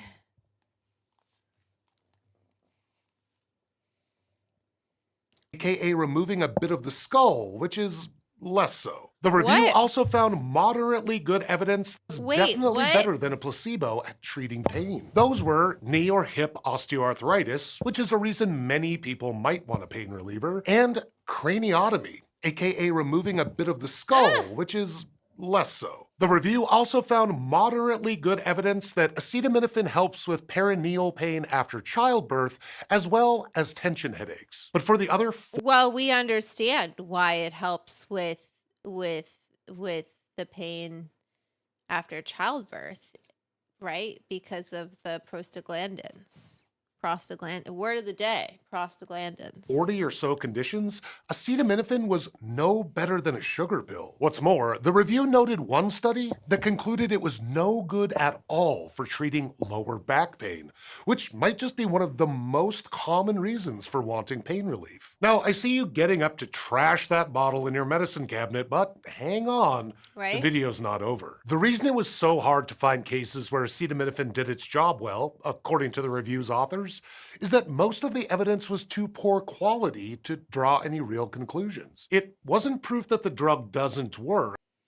And that's it. Like some of these studies, if you actually read them, I feel like so many times people read a study, they'll just like read the title of it and they'll be like, oh, wow, look, see? And I'm like, well, but did you read what the study concluded? It doesn't always conclude what the title says. Often they might find that whatever the title says is not the case. So we've found that on the show here. It was a stunning lack of proof that it does. For almost half of the conditions they studied, the evidence was inconclusive or totally absent. See, the way participants in these studies were taking acetaminophen doesn't match up with how you'd use it in real life. Most of the time, people in the studies would take a single dose Right. instead of several pills every few hours. Okay, so and that's the other thing that it's important to look at studies and see how they conducted them. Like, you know, like the LA Times, for example, when they did that hit piece on lab test, like, oh, the products in dispensaries in California aren't lab, like they don't pass lab tests, and they picked only concentrates from known bad actors. And but if you don't look at the article and really read it from a just to have your bullshit detector on high, you know, you might not pick up on the fact that they buried the labs that they worked with like a bunch of pages down. And like I said, they only really pulled samples from known bad actors and concentrates, which you're going to be concentrating whatever compounds are in the cannabis plant for that. And it really turned people off of legal shops. So those things have impact, right? And now it's like you look at what's happening with Tylenol. It's like if these things have these studies, if they're not done correctly, it doesn't matter. It's just what they say. They get used. Might have been because the study was trying to figure out how long a single Chub Sack, do you give your dog gummies or any CBD? Yes, I do. I give Bonbon has Bonbon, let me tell you all about it, man. You want me to talk about my dog? I can do it all day long. Bonbon has patellar luxation, and so that means her kneecap slips in and out of its socket. And so I give her CBD and Bailey's CBD. She has 2 drops on her food morning and night. And then I give her glucosamine and like a treat, and we do exercises. And I must say that since I've been doing acupuncture and I've been doing these exercises with her every morning, that her physical therapist, so ridiculous, taught us, her knee has not slipped out of its socket. So that's very good. So we've been reversing the luxation because it has different grades. And she was a grade 1, then she went to a grade 2 because it was popping in and out more often, and I have to put it back in place for her. But hopefully it doesn't. Hopefully, CBD, Multotube, THC is definitely not good for dogs, but CBD is used for dogs all the time. It's anti-inflammatory. Single dose of pain relief That's why I give it to Bonbon, because it's anti-inflammatory. So she has a ton of inflammation around her knee, and so I'm giving her things that help with inflammation and help to support her joints. She's also doing acupuncture and laser therapy. would last, or just because it makes it easier to compare between participants since everyone gets the dose at the same time. So it makes sense that those studies underestimated how well it works, but also underestimated any negative side effects. The authors also point out a couple of other issues, like the tendency for scientists to only publish something if they found an effect, or that there were And like the amount of CBD I give her is 2 drops. That's it. Not like, I don't give her a lot. She doesn't get a lot, but because you want to make sure it's a good brand, because you don't want to have any THC in it. You don't want THC for dogs. consistent results for the same condition across studies. It adds up to our having very little understanding of how this incredibly common drug performs in real life, which is what a drug needs to do after all. So it's hard to say whether acetaminophen works, but is it at least safe for regular people using it for stuff like headaches? An earlier review from 2015 found that actually it was pretty hard to answer that question too. The authors of that review specifically wanted to find studies of typical people taking regular doses of acetaminophen and watching what happened, because that would actually help inform physicians who are trying to give people advice. And there are surprisingly few of those. Out of almost 2,000 studies, the researchers only identified 8 that met their criteria. Out of those they did choose, they could sum up acetaminophen safety as: the more acetaminophen adults take, the more likely they are to have issues with their kidneys, heart, or gut. We've also known for a while that it's touchy for the liver. These risks are why doctors don't recommend you take acetaminophen for days on end. But this review again points out how hard it was to come to that conclusion, because there are so few. You're a fucking loser. Is that what you want to hear? Pay me to do this. If you want me to embarrass you, pay me. If that's your kink, you can send me a Venmo to @ediblesclub. Okay. Not cool. Studies out there that reflect how the general adult population actually takes acetaminophen. Don't worry, Multotube. Instead of, say, how it works for someone who's just had surgery or a long-term illness like osteoarthritis. And out of those that do exist, there were other problems, like how participants had to report how much and how often they took the pills. So what we know about their dosage comes down to the accuracy of participants' memories. Plus, some participants may have been prescribed acetaminophen specifically because they couldn't take something else because of a health issue. So you're starting out with a study population that's already more at risk of something going wrong. What both of these reviews tell us is that the problem is not that acetaminophen flat out doesn't work or isn't safe. It's that the quality of evidence that it does work or is safer than other options isn't great, which is not the same thing. It tells us as much about how we study drugs in the real world as it does about acetaminophen. There's actually this scene from Grey's Anatomy. I saw it recently on social media while I was scrolling, and it's Dr. Meredith, and she's like talking to them about like brains of mice, and this snarky male doctor is all, we can't use female mice, their hormones gum up our studies. And she's all, you guys are fucking lazy, you motherfuckers, you lazy assholes. This is why, it was for Alzheimer's. She was like, because she's real passionate about that because her mom. Anyway, I can't believe I remember any of this. And if I'm getting it wrong, because I'm not like a real Grey's Anatomy fan. But that's cool, Harry Lee. That's totally cool. I'm fine with that. I'm just saying, like, don't come and like bomb my chat. And if you want to do that, you can send those nasty messages, sir, if you're still watching. You can send those nasty messages to my Venmo at Edibles Club. Then I don't give a fuck. Go for it.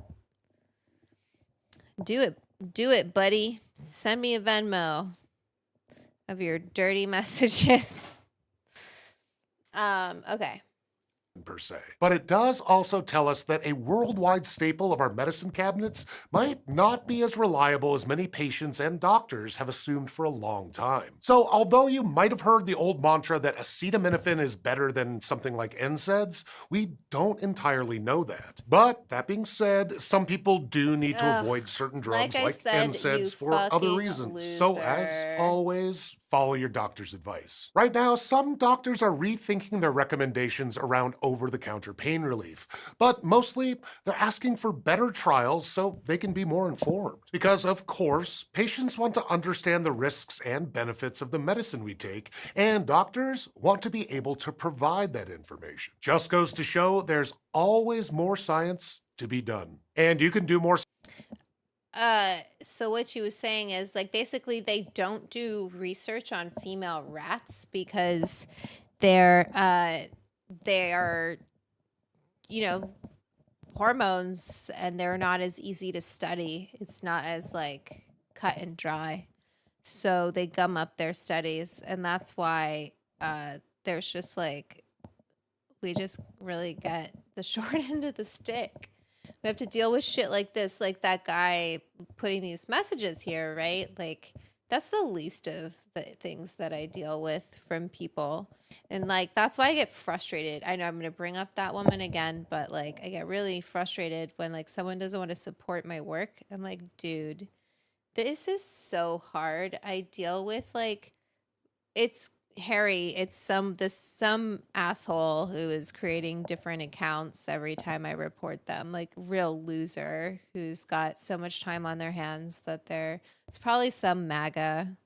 I bet you it's MAGA. It's because I piss them off because I think they're fucking stupid. I think you're all stupid. It's MAGA or it's some douchebag that I pissed off because I won't. I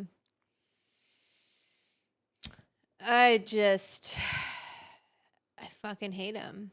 I hate them. And I let them know that I think they're garbage. If I ever come across them or they ever come across me. And I bet it just really pissed this small dick person off. And it's cool, man. Let's keep blocking. science right now by logging on to Brilliant. Okay. This one was from Tylenol, so I don't want to watch what Tylenol has to say about their own product. Let's see what this is. Sorry. In this video, you will learn the mechanism of action. Let me make sure this isn't something I'll get in trouble for, but this seems pretty cool. Okay, wait, Chris, Grey's Anatomy season 5. That's the best one and the only one. If you, okay, I'll have to watch it. I'll have to check it out.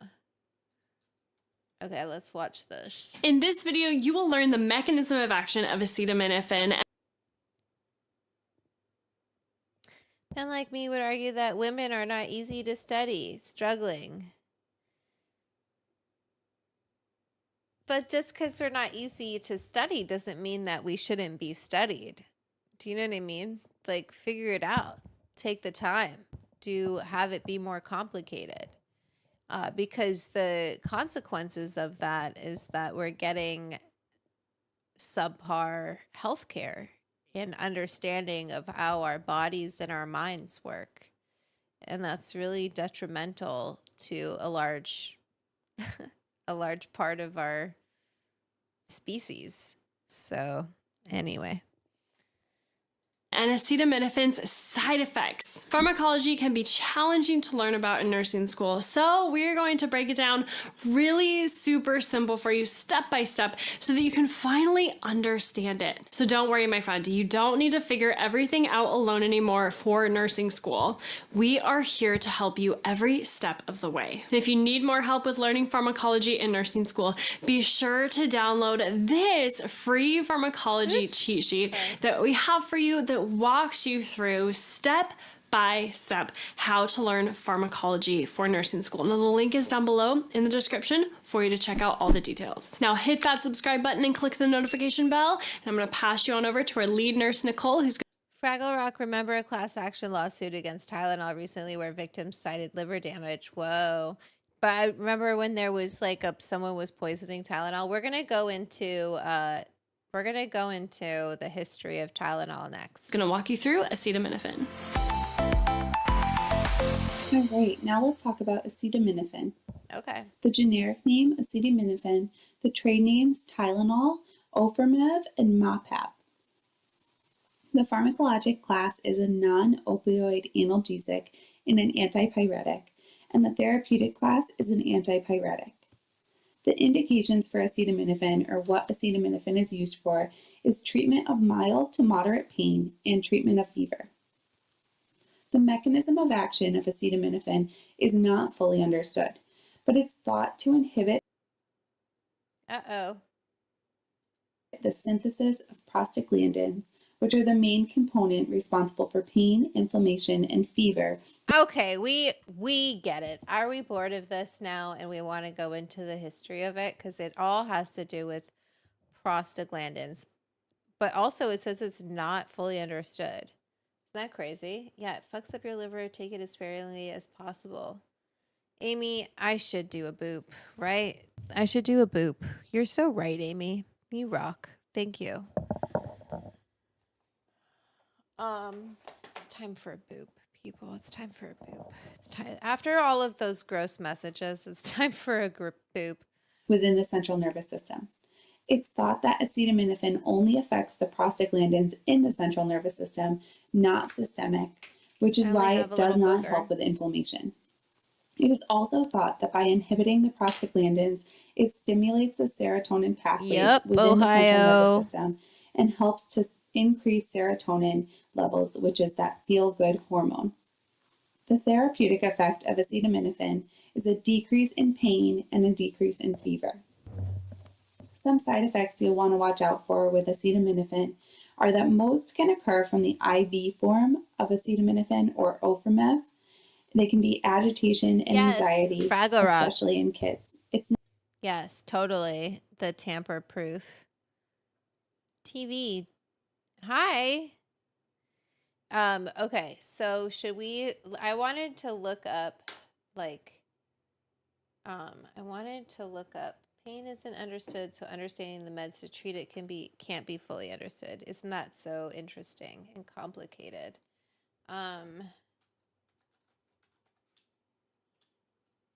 Actually, let me see if it's here. Here, I'll keep playing this. Not fully understood why this happens, but it's thought to be because of the changes in the central nervous system by inhibiting the prostaglandins. GI upset can happen as well when taking acetaminophen.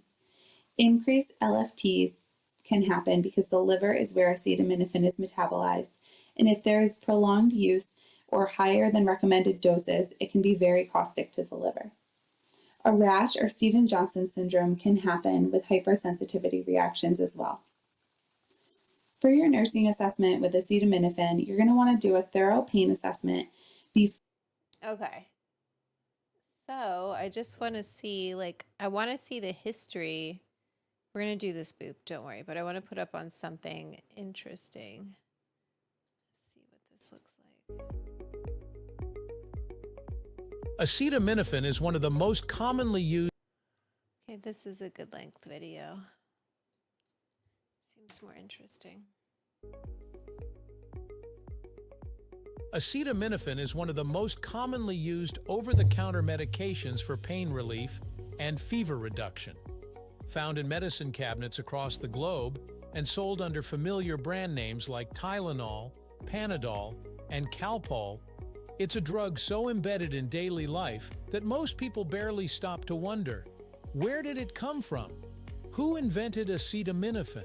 And how did it become such a trusted staple in modern medicine?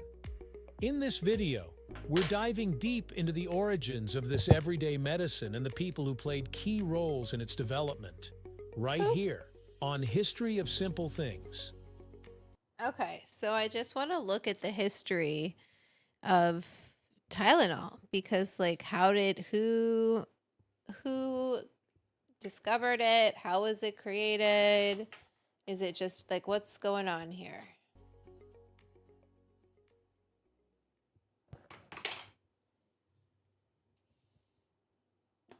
To understand the invention of acetaminophen, we must look back to the 19th century, when coal tar was being studied for medical uses.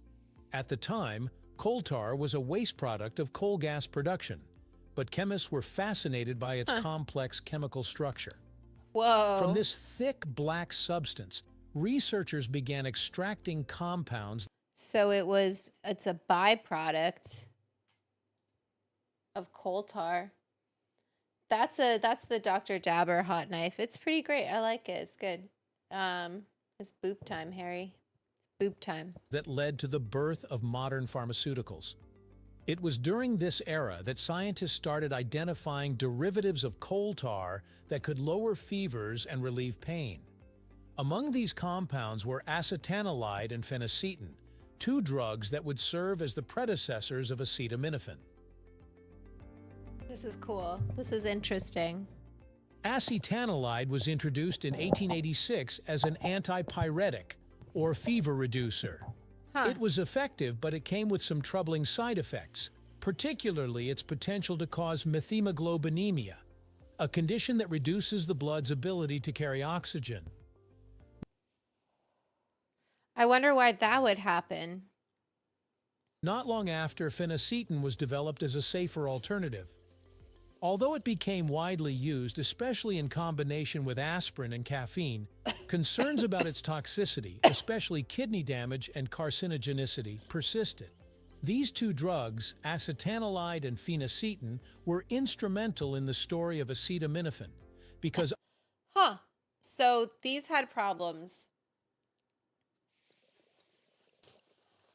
unbeknownst to scientists at the time, the body actually metabolized both drugs into acetaminophen, which was the compound that delivered much of their pain-relieving effects. The true chemical identity of acetaminophen, known scientifically as paracetamol or N-acetyl-P-aminophenol, was first synthesized by American chemist Harmon Northrop Morse in 1878 at Johns Hopkins University. However, his version of the drug was not explored for therapeutic use at the time. Instead, it sat on the sidelines Johns of chemical Hopkins. literature as a compound of theoretical interest, not medical utility. For decades, acetaminophen remained in the background, John Hopkins really they are so cutting edge and really on their where it's all happening. overshadowed by its chemical cousins. It wasn't until the mid-20th century that acetaminophen finally received the attention it deserved, thanks to two scientists, David Lester and Leon Greenberg. Their research showed that when people took acetanilide or phenacetin, their bodies converted those drugs into acetaminophen. They concluded that acetaminophen was likely the safer and more effective compound all along, and that it might be useful as a standalone medication. This revelation reignited interest in acetaminophen as a potential drug on its own.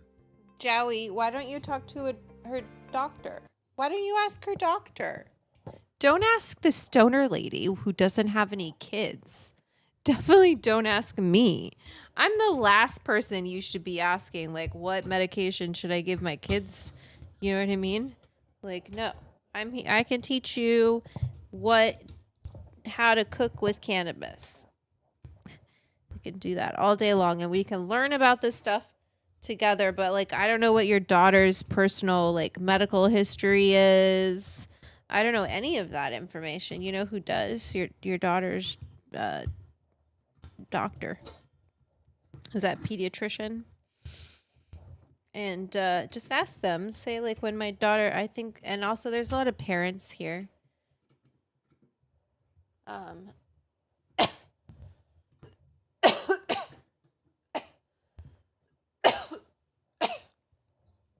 I just try not to take it too often, mainly because, oh my God, I fucking hate this thing. Do you see? I hate it.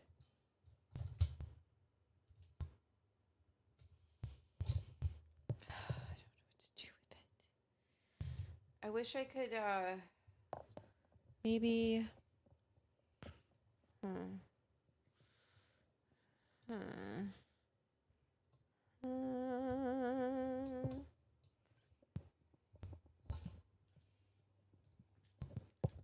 like, how can I kind of MacGyver this? Oops. Have this. Can I connect this to this?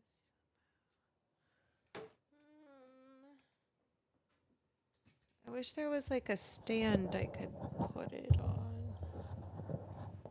other than my legs. Or have it sit like.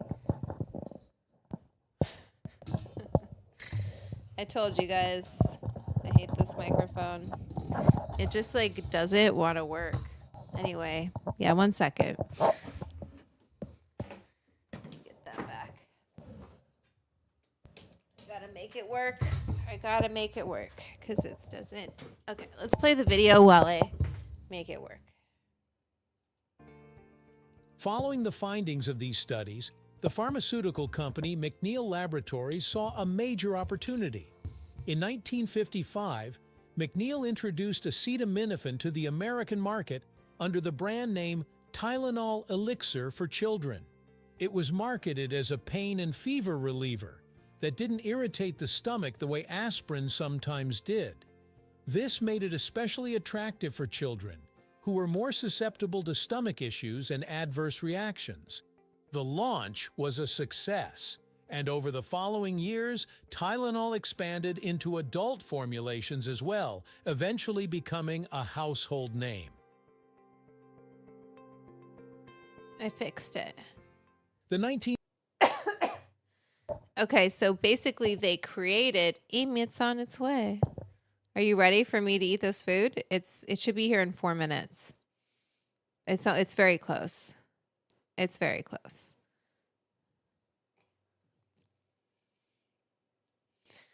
Oh no, really? Oh, really?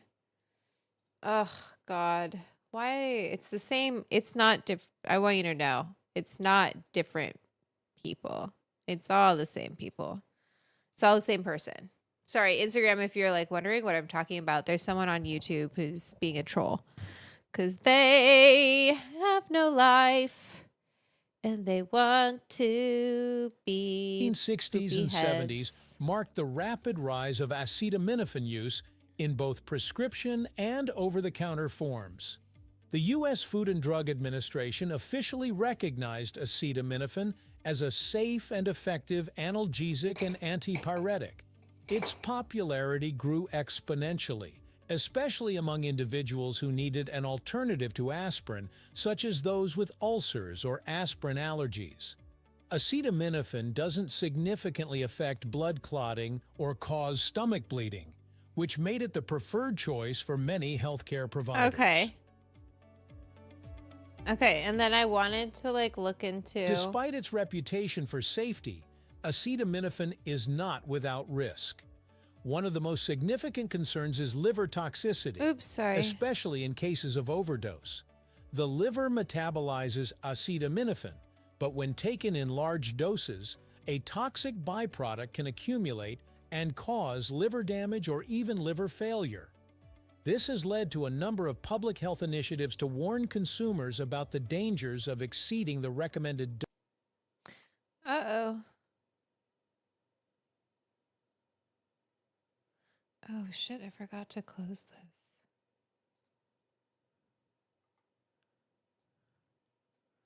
It paused. It froze. Oh no. I think I was running too many things. Am I still live? Hello. Uh-oh. Dose, Oh, there we go. especially since acetaminophen is often included in combination medications, making it easy to take too much without realizing it. Nevertheless, when used as directed, acetaminophen remains one of the safest and most effective pain relievers available. I'm live. It's listed as an essential medicine by the thank you. World Health Organization. Thanks, everyone. And is used globally by billions of people every year. From hospitals to home medicine cabinets, it continues to serve as a reliable and affordable treatment for everyday ailments. Good. So, who invented acetaminophen? Yeah. The answer isn't simple. Uh-oh. It's a story of contributions from multiple scientists across decades. From Harmon Northrop Morse's first synthesis in 1878, to the metabolic discoveries in the 1940s, and the commercial development by McNeil Laboratories in the 1950s, acetaminophen is the product of both science and serendipity. It wasn't discovered in a single moment of brilliance, but rather evolved through years of research, reevaluation, and application. It stands as a testament to the power of medical science to transform something once overlooked into a global remedy. So the next time That's my food. you reach for a Tylenol, remember, that little pill carries with it over a century of chemistry, curiosity, and human ingenuity. It's a reminder that even the most commonplace remedies can have the most extraordinary backstories. Okay. Cool. All right. Let's go back to the main sesh. I want my doggy to chill out.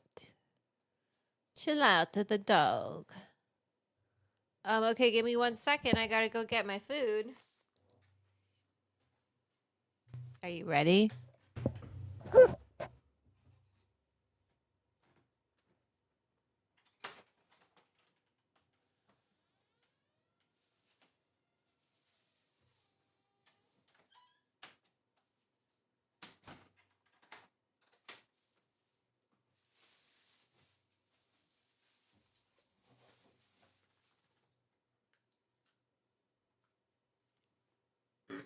I need a straw.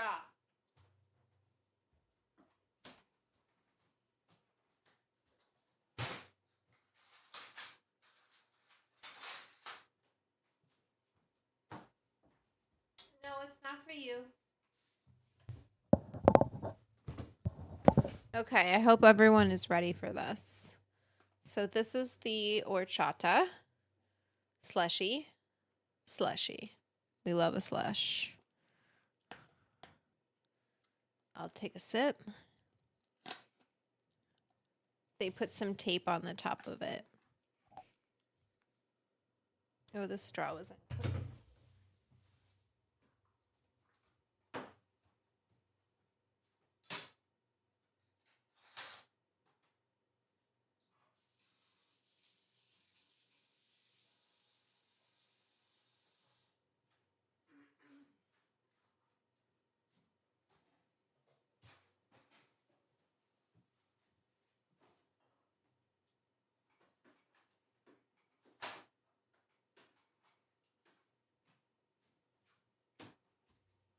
Sorry, I was getting like, I was like, while I'm up, let me get some rosin. Then I'm gonna have to feed the dog. Yum. Oh my God. Yes. Mm-hmm. Oh, yes. Yes. Okay, let's do this. No. You can't have. Okay, let me just feed her. Ugh. Not nice.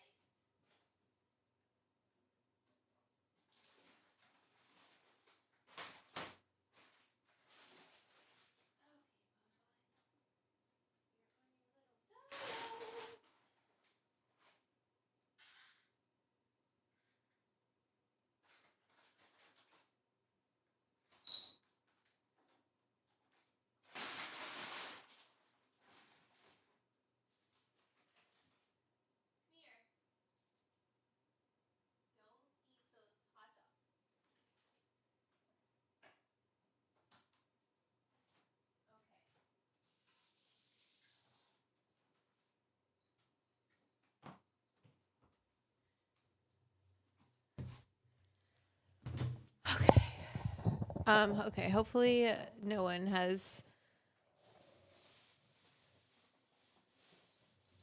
Holy shit. First of all, 2 hands is right. This shit is heavy. Whoa. 2 hands. Soul fresh corn dogs. Okay.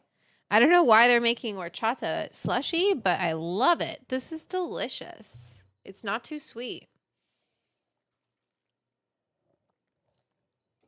And it traveled well. Totally traveled fine. Good job, Artem. Okay, so let me open this for you. Oh. Oop. Does it have more going on? What the hell? Oh, here. Jeez. Oop. Wow. Who's ready? Okay, so I have a bunch of sauces here. Whoa, this is wild. So what is this? Dirty sauce. Dirty sauce. We're doing it. We're doing it, people. French's yellow mustard, got ketchup, mustard.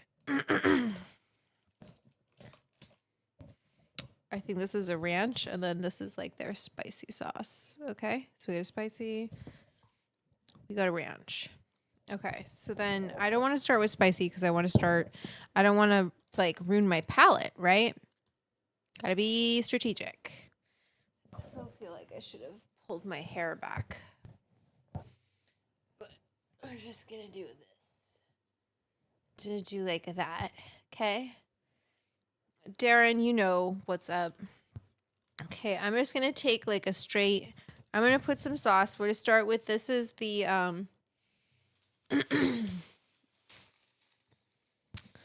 so we have the classic, I think.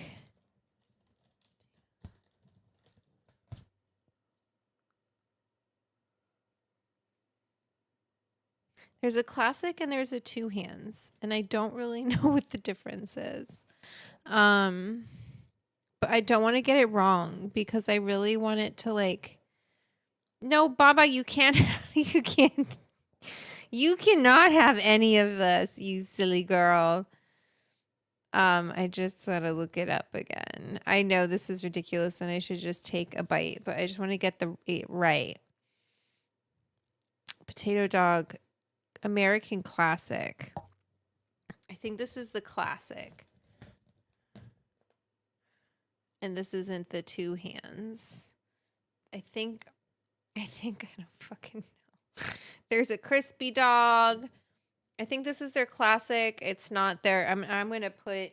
What do you guys think? I feel like I should put some of this, some of their dirty sauce on it. Why not? I'm not gonna eat all of these right now. I'm gonna take a bite of all of them. If I like it, I might take 2. I kind of want to see how this is coming. Oh wait, I did a good job.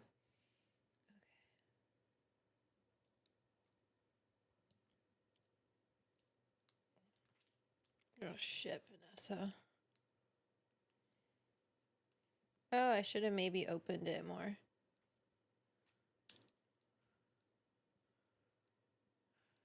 Okay. It's an art piece, okay? Maybe like a little ketchup? Or, I mean, mustard, excuse me. Don't want to offend anyone.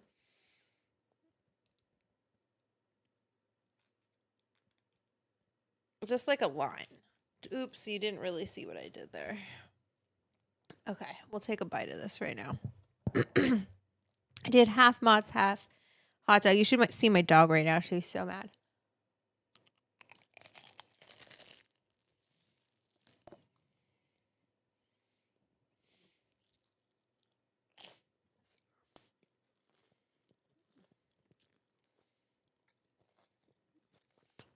Mm-hmm. Mm-hmm.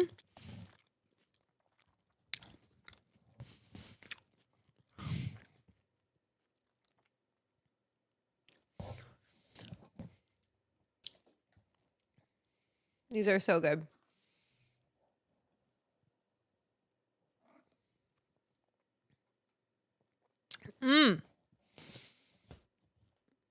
Okay, I want to try this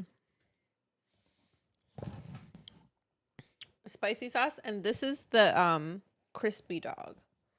Let me see what it says about it. Crispy rice puff.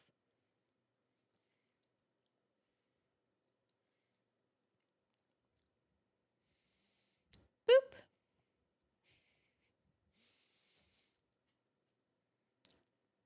Oh wait, I kind of wanted to bite from the bottom so I could try the dog.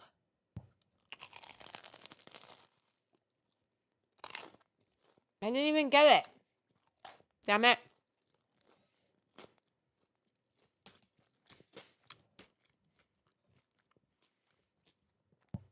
Oh my God, it's so sweet.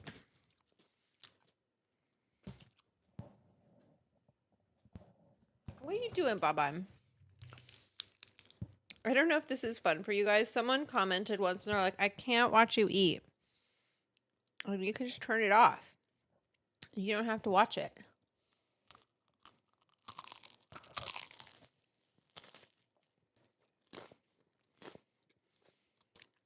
If that's your kink, send me a Venmo.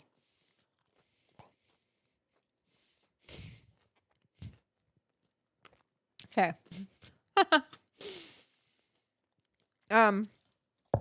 Okay. I've got 5 of these. This is, I don't know why I did this. I only needed 3. Okay, so we've gone through 2. And then this is the,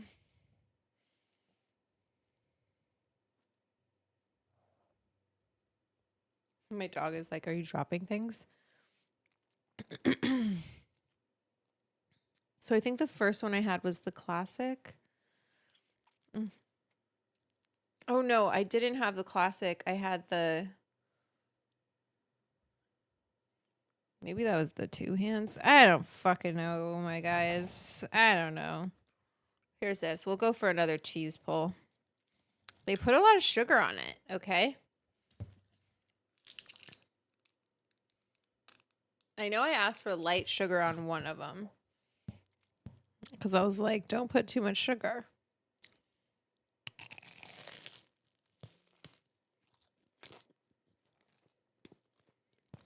No cheese pull.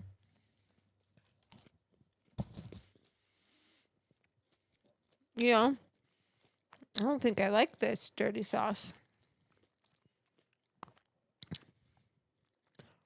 All right, my tummy's starting to hurt.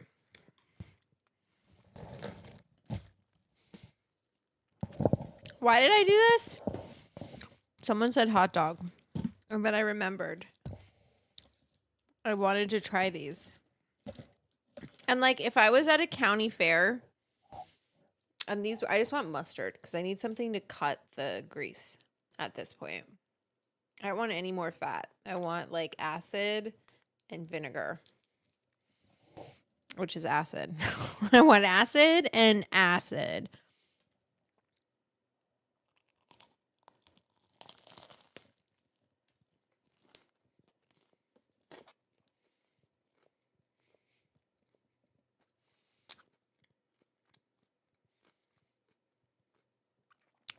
Okay. This one maybe is my favorite because of potatoes. You really have to like break through a lot of dough.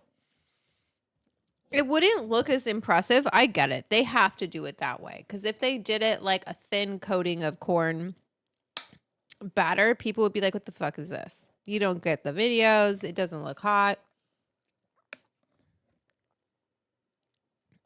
But like,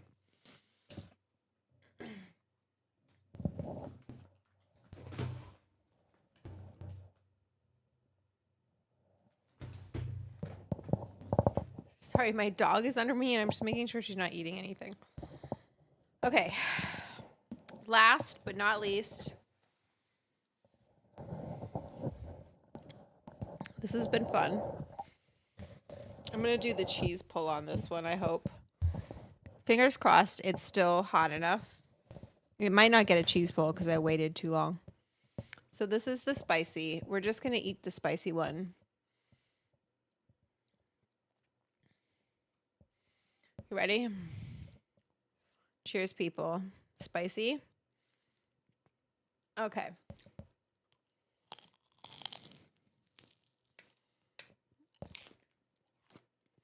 It wasn't hot enough. Okay.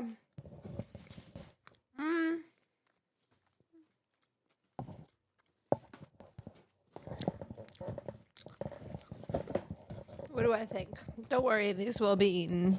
Just cut into pieces, and I'll probably cut off the corn the corn batter. So much batter. Okay, for me, honestly, if I were to pick of those, I would get the potato. Sorry, I would get the potato one. Was my fave. The first one had the stretch because the box was closed and it was the first one I bit into. So the cheese was warmer, right? And it might have been like the last one fried or who knows, or made fresher or something. Yeah, it was like hot Cheetos on the outside. It was pretty good. But I think I like the potato one. It was great. Like what I'm going to do is cut off like half of the corn dog and make like a boat out of them. I don't care that that's ridiculous. I'm going to heat them up a little bit. Yeah.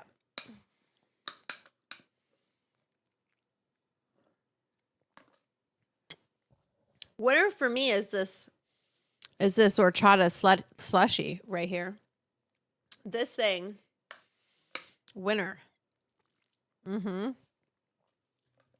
I mean, obviously I love sugar, but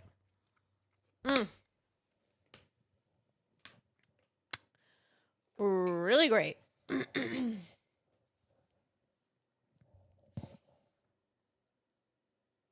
After all those dabs. Okay, should we keep learning? I have another video. Oh, should I take another dab before we hop back in? I'm glad we did that.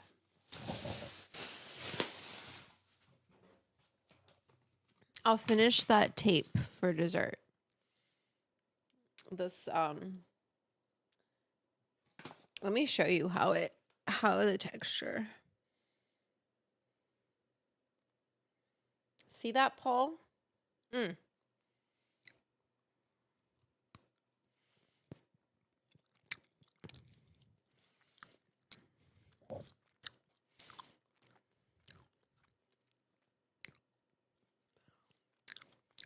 Belts.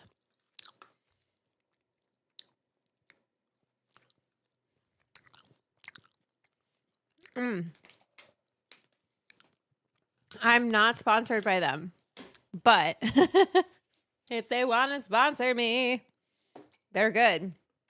I like their gummies.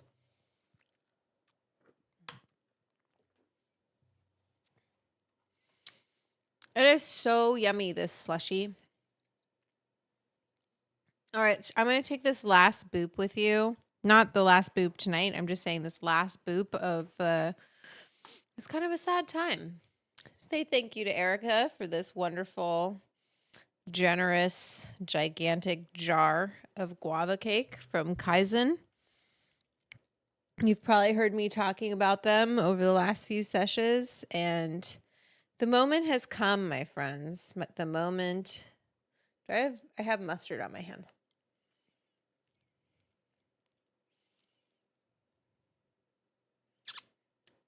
Oh, it's the last boop.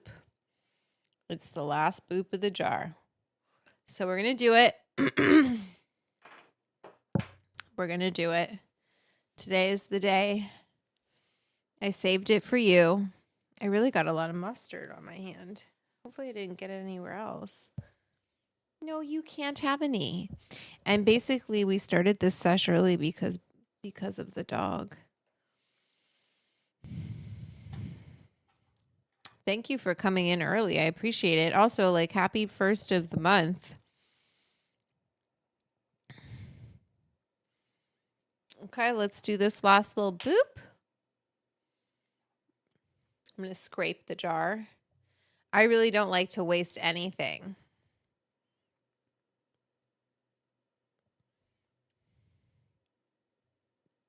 This is my birthday month, so we definitely are going to have some fun things planned. Baba, you already had dinner, so I know you're not hungry, okay? You might be hungry, but you're on a diet. You're doing really well. She just always wants treats. I don't blame her. So do I. Look at me. I just ate a bunch of fucking cheesy dogs.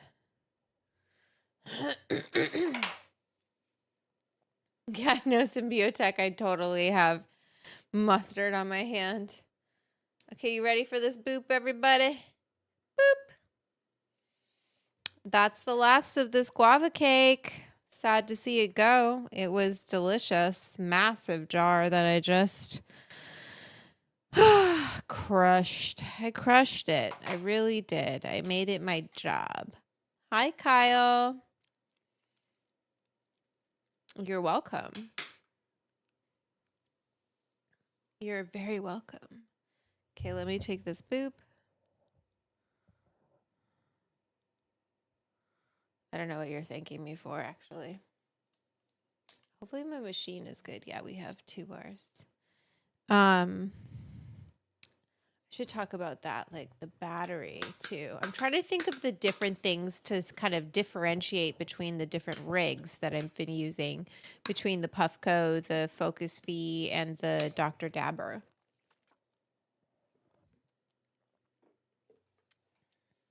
It's your pop's birthday on the 26th. A fellow Cuspian. A fellow Cuspian.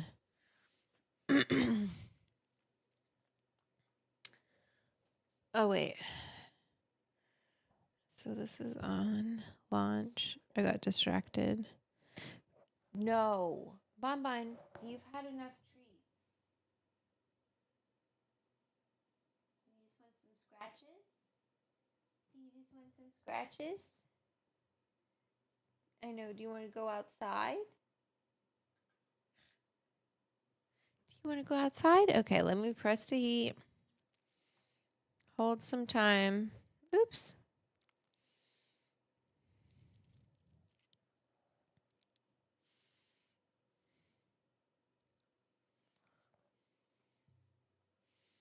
Holding the time. I'm holding. You would. I know. I love the Gandalf pipe, but.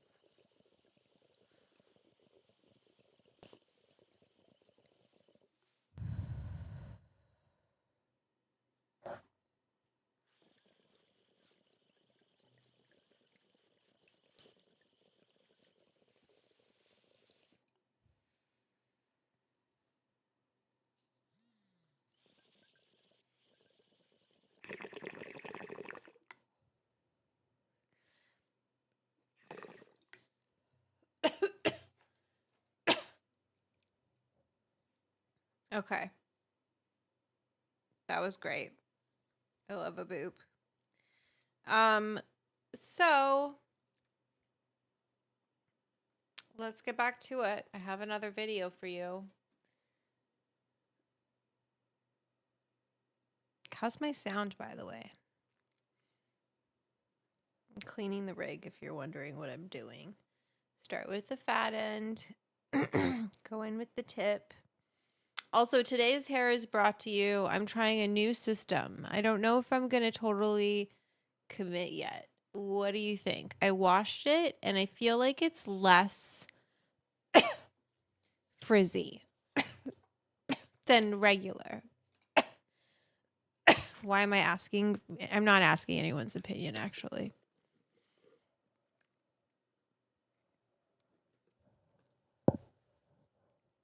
Ugh. This slushy is making it.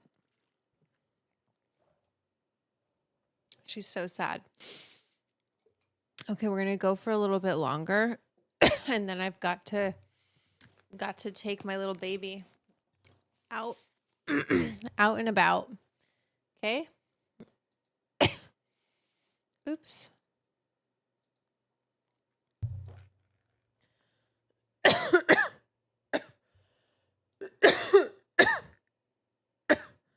Oops. Sorry, you guys. I didn't mean to like cough up a storm. Okay, let me pull this.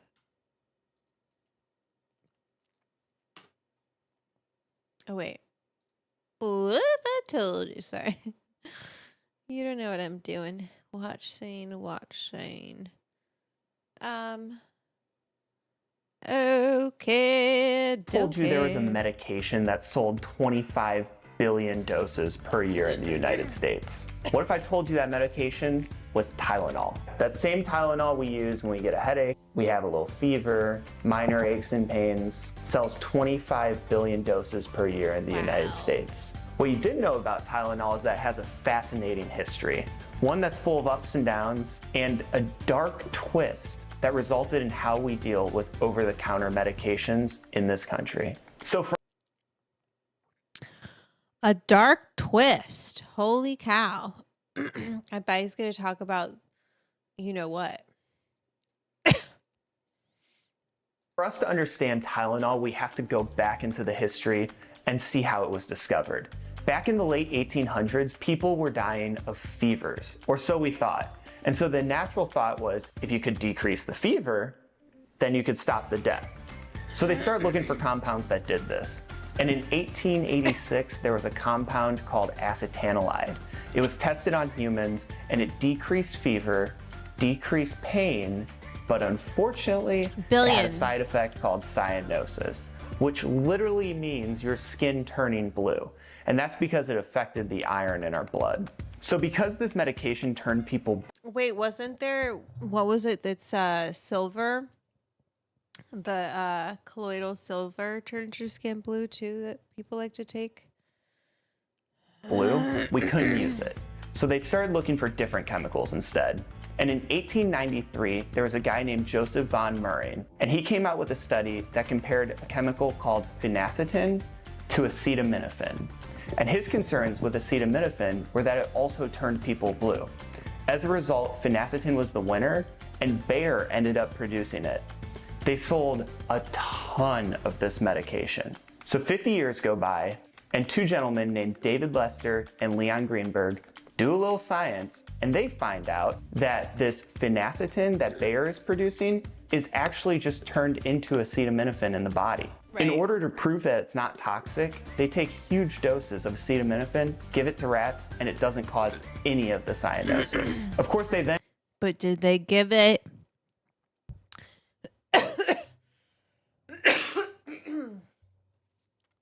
But did they give it to female rats, right?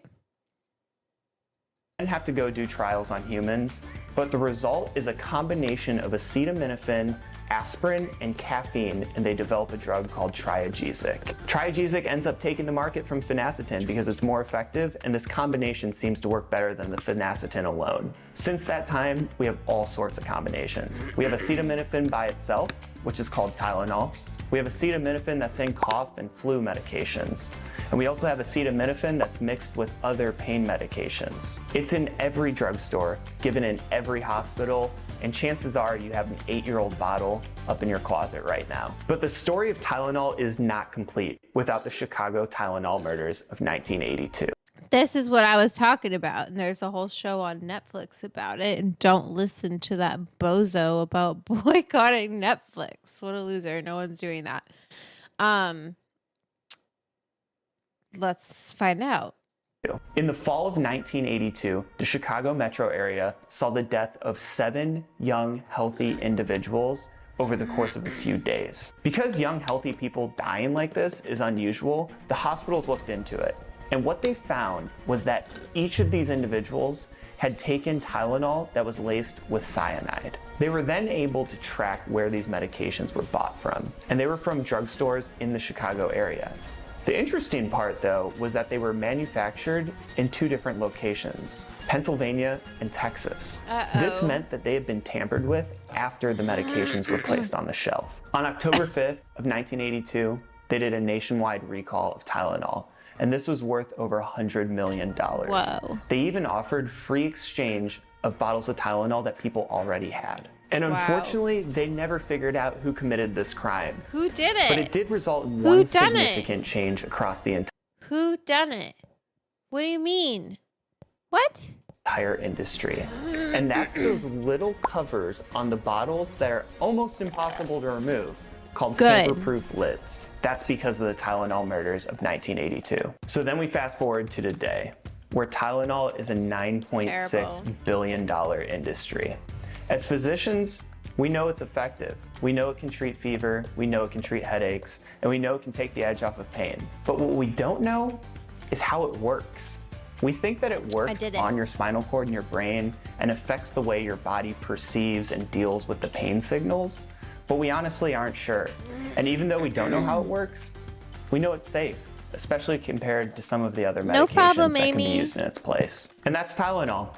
Safe, cheap, relatively effective. Have a great evening.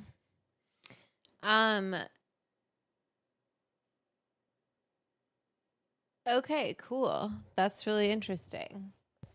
And readily available. While it may not be the fanciest or most effective medication ever created, the fact that it changed the way that we package medications forever cements its place in medical history. Thanks for stopping by to talk about the history of Okay, let me see if there's not something on I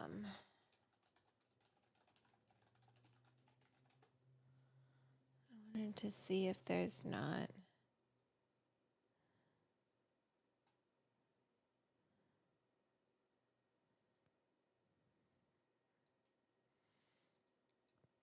talking with docs. Acetaminophen might not be as safe as you thought or even as we thought. Wait, are you kidding me? I'm not kidding you. Welcome to Talking with Docs. I'm Dr. Paul Zalzal. I'm Dr. Brad Weening. Welcome to our channel. Before we start, yes, if you're sick of looking at us, you can just listen to us. I don't know who you are. Check it out on Spotify, YouTube Music, as well as Apple Podcasts. Our brilliant producer, Hamza Aziz, has finagled somehow to put all the stuff we say together in a podcast without looking at us. Not sure what he's trying to say, but yeah, I know. It's message received. So we're talking about acetaminophen. There have been lots of studies on acetaminophen in the past, but more recently, in December of 2024, there was a study out of the University of Nottingham where they looked at people that took acetaminophen and people that didn't take acetaminophen and saw, do they have any negative health consequences that can be paracetamol, as they say paracetamol in some parts of the world. Yes, right? chips. Same thing. Chips.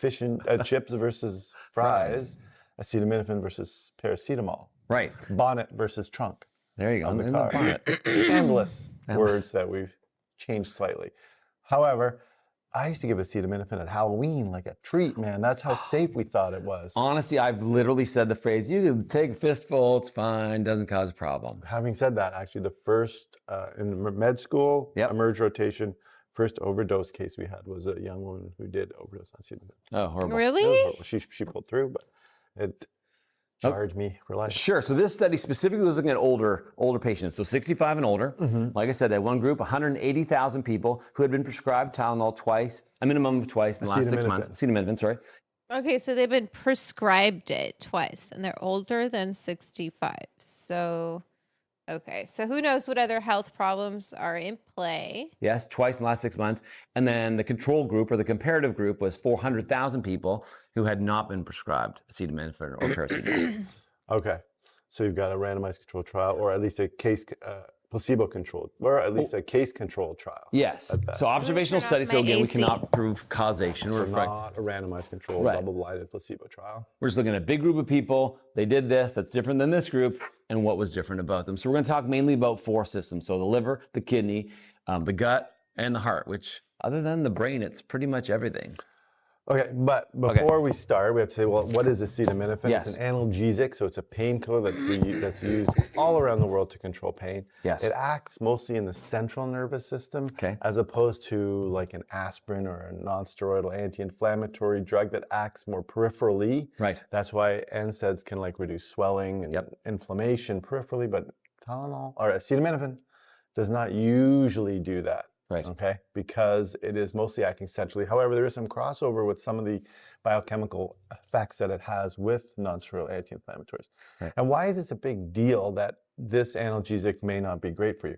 Well, the big deal is because, Might not. newsflash, we do not have a lot of options for pain control. Right. That are safe. That are safe. We really, Which is what Harry Lee was talking about. And if cannabis becomes more available, it could be an option for medically for doctors. But, you know, we need more studies and in order to be used medically, like on, I don't know, I guess we do really that. don't. We have acetaminophen. Yep. We have non-steroidal anti-inflammatories. Which have their own host of problems. Yeah, we've talked about those before. And we have narcotics. Which I think have some problems now. Yeah, especially globally and especially when used Yes. not as prescribed. Yes. So, I mean, maybe a couple of little things here and there, but really, It's complicated. those People with chronic are, pain. those are really our main methods of controlling pain. That's why One of those cannabis, classes of medications. So that's why cannabis is so important. And we're going to look at how cannabis works on pain. And having said that, it's not even great at controlling pain. Particularly for our group of patients, our arthritis patients, good studies show it's not the best. Yeah. But we say, listen, try this. It might not work, but it's pretty safe. But I think now we probably have to maybe change our speech a little bit. yeah, well, add a caution to it. Absolutely. And because what happens to any medication when it comes in our bodies, it gets broken down. The liver does the lion's share of breaking down of everything in our bodies. Right. And thankfully, our livers are very robust organs. They can even regenerate and they can tolerate a lot of insult without having irreversible consequences. And that's one of the reasons we thought this was so safe, because we know Yes. NSAIDs or non-steroidal anti-inflammatories, that's your ibuprofen, ASA, those kind of medications, they're metabolized and excreted by the kidney mostly, okay? And so they can cause kidney damage. However, because of this has a hepatic pathway or going through the liver, that is the Hepatic, organ like that is cannabis. of main concern, and it's through which the liver metabolism ends up affecting these other systems. Right. But that's why we thought it was so safe, because it's not going through the kidneys. We didn't Right. think. Right. And so when acetaminophen is broken down in the liver, it's broken down, and one of the key kind of metabolites is a molecule called NAPK. Interesting. Okay, so cannabis is also, hi Petra, we're still alive.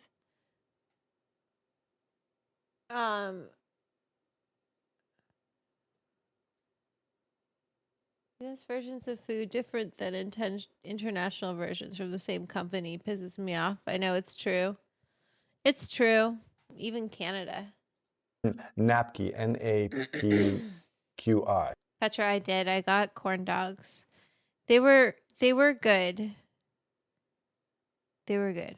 I feel really high now because I ate a bunch of edibles. I ate 25 milligrams, and then I had at least 5 of those chocolates for like 4. So another 20, so that's 45. So I have 45 milligrams of edible, pretty much. And then I've been taking dabs. I ate those dogs, or took a bite of each of them. They were fun. Oh my God, I crushed the slush. Yes, and it stands for N-acetyl-P-benzoquinoneimine. You should take a nap. I need a nap. That's right. So this is the toxic metabolite that the normally edibles. in lower doses or when you are younger and you have robust function throughout your body, we can normally mop it up with something called glutathione. Glutathione is a critical molecule in our body that deals with NAPQI and other toxic substances. It reduces free radical generation. It's an antioxidant. It mops up free radicals as well as has anti-inflammatory properties. But what happens when you receive too much acetaminophen for too long and in a susceptible host? So we're talking about people as we get older because our glutathione supply starts to go down as we age, as well as we accumulate damage to our organs. This becomes more of an issue. Glutathione. Right. And so that aspect of it. The fuck is glutathione?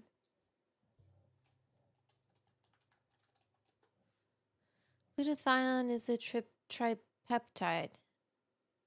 Oh, I need to take this.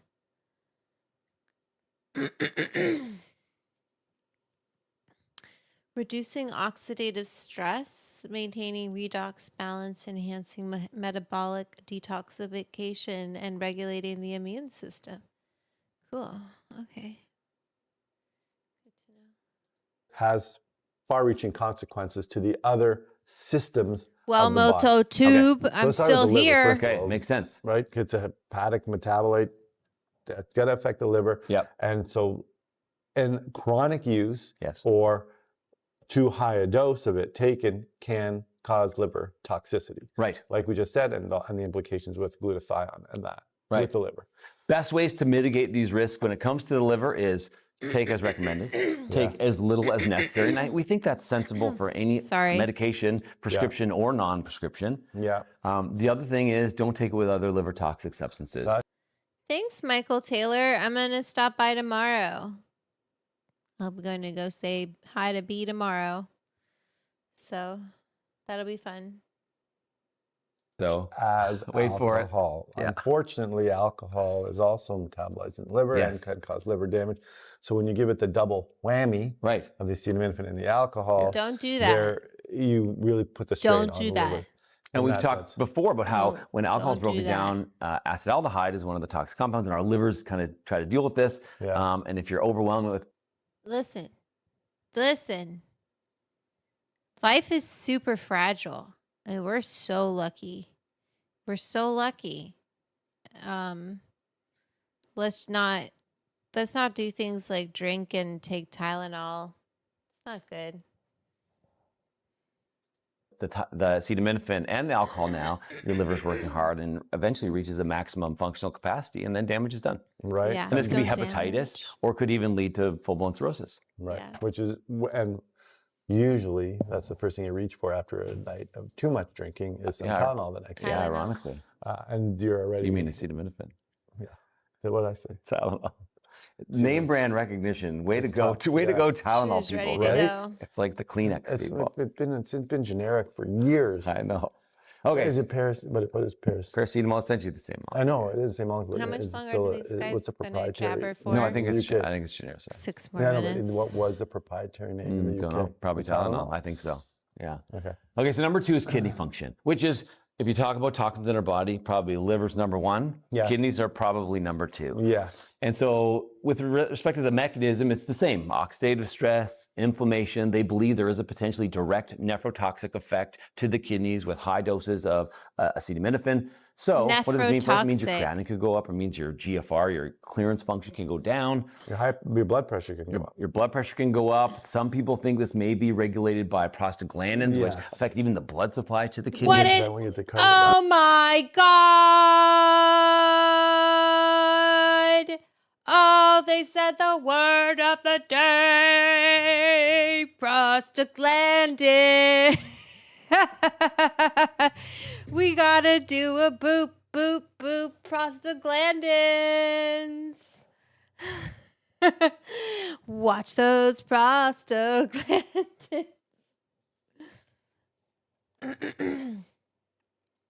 We will. Right. So the best way to avoid this is, like before, lowest dose possible, shortest duration, but also stay hydrated. So one of the best ways to protect your kidneys from any toxic substance is to stay hydrated. Hey! And to your point before, when you drink You guys, hydration. I don't drink alcohol. Prostaglandin. I don't drink alcohol that often, if not ever. I try not to. So this is some. Oh shit, the lid rolled. This looks very nice. It is some rosin from California rosin. Oh no, Cali hash. And I gotta follow these people. This is the grape gas. Don't mind if I do. Don't mind if I do. Do you mind if I do? Because I don't mind if I do. I don't mind if I do. You don't mind if I do. Anyway, so if you don't drink alcohol, you're like the staying hydrated thing isn't quite as difficult because the alcohol, it sucks all the moisture out of your body. So, which makes sense because like if you ever put ethanol on your skin, not alcohol, not vodka, put straight ethanol. And then, yeah, it's diluted, but that's the compound. So compound that. And, it's just not my jam. I did it in high school. Okay. Excessive amounts of alcohol, it dehydrates you. Yeah. So you're really putting yourself at risk. It's number 2.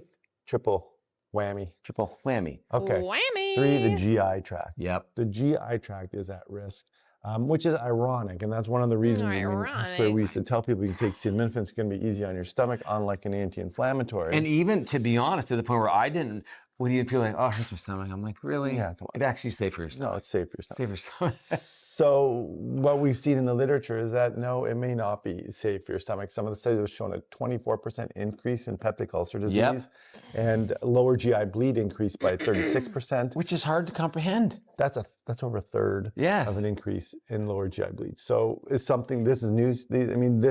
This is news to many clinicians, many healthcare practitioners, and many people using acetaminophen. It does have a direct effect on your GI tract, a negative effect. Right, and relates to that chronic inflammation and oxidative stress. They think there may be a local effect. Some people say it could disrupt your gut microbiome, so you could lead with a leaky gut and more toxins could get in. There's a host of different mechanisms proposed. They don't exactly know, but what they do know is that people that take more Tylenol compared to no Tylenol have more of these kind of problems. Which is really scary, to be honest. Many clinicians, many healthcare practitioners, and many people using acetaminophen. It does have a direct effect on your GI tract, a negative effect. Right, and relates to that chronic inflammation and oxidative stress. They think there may be a local effect. Some people say it could disrupt your gut microbiome, so you could lead with a leaky gut and more toxins could get in. There's a host of different mechanisms proposed. They don't exactly know, but what they do know is that people that take more Tylenol compared to no Tylenol have more of these kind of problems, which is really scary, to be honest with you. Again, and so how do you mitigate this? Take the lowest possible dose for the lowest possible time. Yeah. Okay, the last one, and probably the Okay. So don't take the least amount possible to feel better. And then as soon as you feel better, stop taking that shit. Okay? Because you don't want a leaky butt. You don't want that. That's not fun. big one that we all fear the most because it kills the most people is cardiovascular disease. Yes, it is one of the #1 killers worldwide, isn't it? And it's a big umbrella, so that could be high blood pressure, can be heart failure, can even be atrial fibrillation. These are things that are correlated with Tylenol use. Again, back to the same, we've talked about it a million times. Chronic oxidative stress, chronic inflammation is very hard on your body, and your body breaks down slowly. And they've shown that people that take Tylenol regularly versus acetaminophen. Take acetaminophen regularly, have higher blood pressure. And people that already have high blood pressure have higher blood pressures when they take acetaminophen. And again, this is something that I just probably was not totally appreciating. Well, I think I remember the number about like 5. 3 to 5 mils. Millimeters of mercury. Which is what we talk about being the benefit of a lot of the dietary and other lifestyle modifications. So you're throwing away those benefits just by reaching for a couple of acetaminophen. So what do you do? Okay. What do you do if you got a What do you do? Right. So I think the first answer is sometimes you just have to take it. Okay, and so we're not talking about. Sometimes you have to take it, but let me tell you what you do. You get some cannabis. You hear me? If that works for you, one episode or taking it twice in a day. No. This is more chronic dosing. So, and in people who are older, senior, like more in the older population, over 65, right. a lot of these studies. So as we get older, it gets tricky. So if you have chronic pain, you have to be very careful with the amount that you use, the duration, and then avoid the other things. So don't take it with alcohol. Stay hydrated. If you have other diseases, be careful and talk to your family doctor about even whether or not acetaminophen is safe. Right. And because it's in for your combination body. with, there was some evidence that in combination with an anti-inflammatory, some of these effects are compounded. Right. Which is ironic because recently, and actually it's in Canada, we've recently had preparations of acetaminophen mixed with an ibuprofen. Literally the same pill. Like in the same pill. And I thought that was a great idea. Yeah, that's brilliant. However, there is some evidence that the superposition of these two medications, however, in those one pill preparations, if you'll notice, the dosages are much smaller than if you took some ibuprofen and you took some acetaminophen from separate bottles. In the one pill, the doses are lower. So. And to the point where I think there have been policy changes that limit the dosage that can even be prescribed to help protect people at the governmental level in the U.S. for sure. Is that right? Yeah, where I think are those going to stick around? Okay, so what I would say is if you're a younger person, you're taking acetaminophen every now and then, it's probably not an issue. No. If you are an older individual or has chronic medical conditions and you're taking it a lot for a long period of time, you should consider reducing your dose as well as taking a break, as well as discussing with your family doctor. Yeah.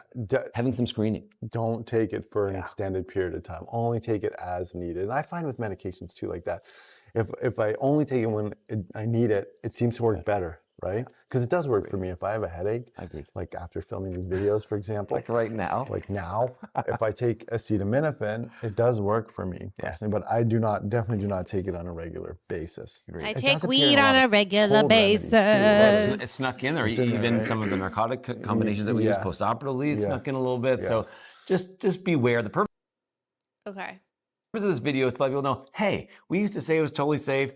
It is generally safe, but it does have some associated risk like any pill. Yeah, and it happens to be, one important class of analgesic. Yes. I mean, it's one medication, but it's a class of its own, really. Yep. And we don't have a lot of choices for pain control, pharmacological control anyway. So leave a comment if you have an experience with acetaminophen or something. Okay, so I've got a little bit more time left before I have to go. I should probably go, but I'm going to copy this. And we'll see what the real medicine.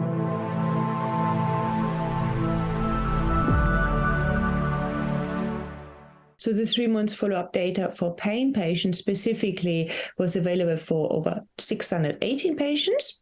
And I think this was very important in terms of the pain intensity, which was measured as well as the pain interference, the extent to which the pain interferes with daily life, basically, and daily functioning. And both of these measures improved significantly. The other thing I think what I do want to focus on in relation to pain was the potential for medication and opioid sparing, which is obviously a key area. Most of us will be aware of the opioid epidemic happening in the United States and the oversubscription of. So this is why he is like promoting CBD, because okay, I don't think that you can say based on that Tylenol causes autism. What I think you can take from what we're learning about Tylenol is that you want to just take it sparingly. It's exactly how I see antibiotics. I don't want to take antibiotics if I don't have to. And when I take them correctly. There's a way to take them, and I follow those instructions because the consequences are I become antibiotic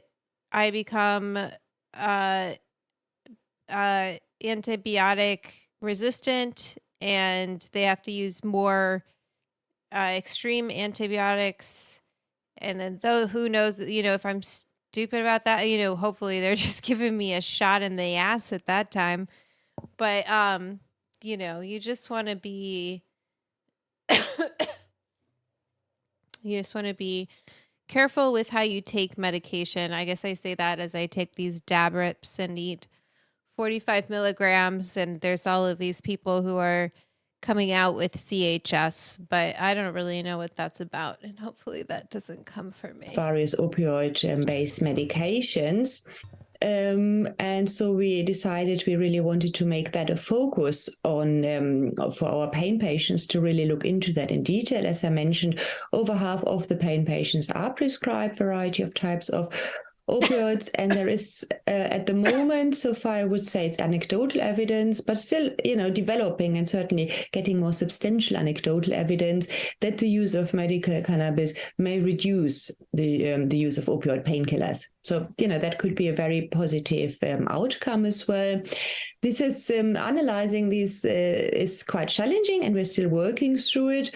Because the data needs to be coded to identify all the specific opioid products, and so we had to look into detail at the names that patients reported, which were very varied, and then we converted these opioids to kind of a common metric, which is mean morphium equivalence, basically.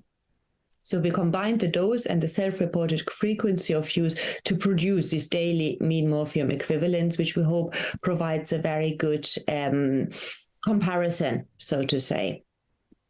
And interestingly, I think that was really good. So they wanted to compare the cannabis to a different opioid. The chronic pain patient we had, the follow-up that we had 350 who reported using opioids, and at the baseline, the daily mean morphium equivalents, or MMEs in short, were 45 milligrams, and at 3 months, this was reduced to 19 milligrams. So the statistically different was certainly very high, but certainly equivalent to the effect sizes seen for other antidepressants as well, although these were smaller than those for other kind of self-reported measures. So yes, and I think we want to look into this in a bit more detail. So, and there is a slight discrepancy between the mean change, the levels were reduced for over 15%, and still, a smaller effect size than anticipated. And at the moment, we think that this may likely to be due to the large standard deviation for our measures of mean morphium equivalence in that. Okay, cool. All right, everybody. I hope you enjoyed that sesh. I'm going to go back here. If you did, now's your final chance to say so with the super chat to @Edibles Club. I think we're going to still do a live stream Saturday. It's PuffCon, but we'll see, because they might go, later. I have to look at the hours of it if you're going. As I use the Dr. Dabber. I love Puffco too. I like all of my rigs equally.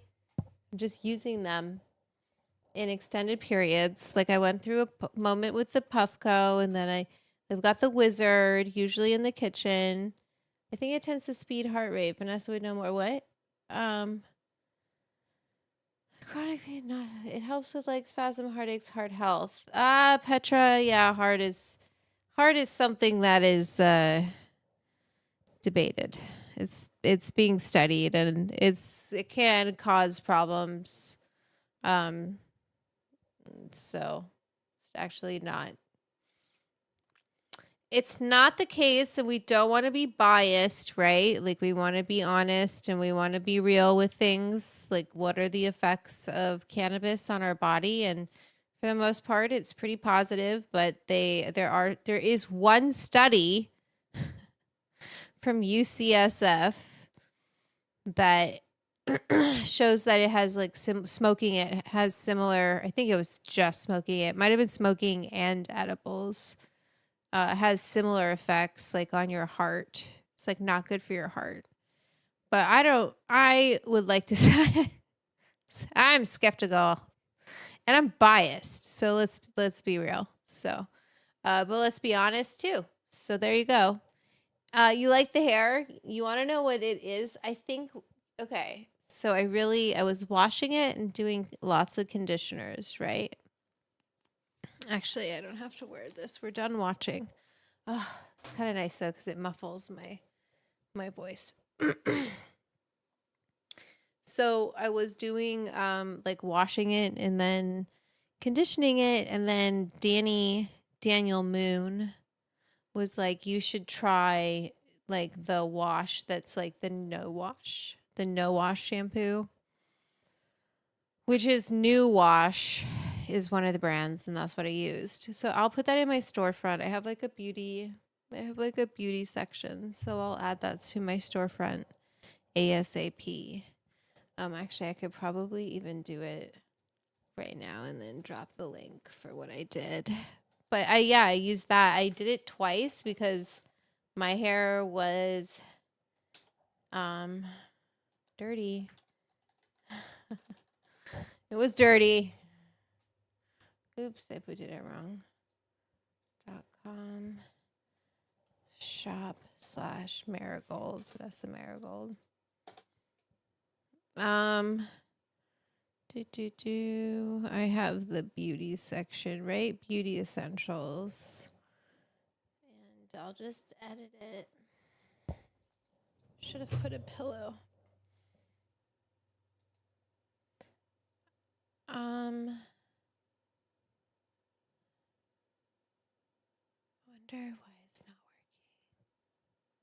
working. Oh, I'm not signed in to my Amazon, I guess. 1 second, I gotta do this. We're going a little late, but I gotta take this. No, I hate it when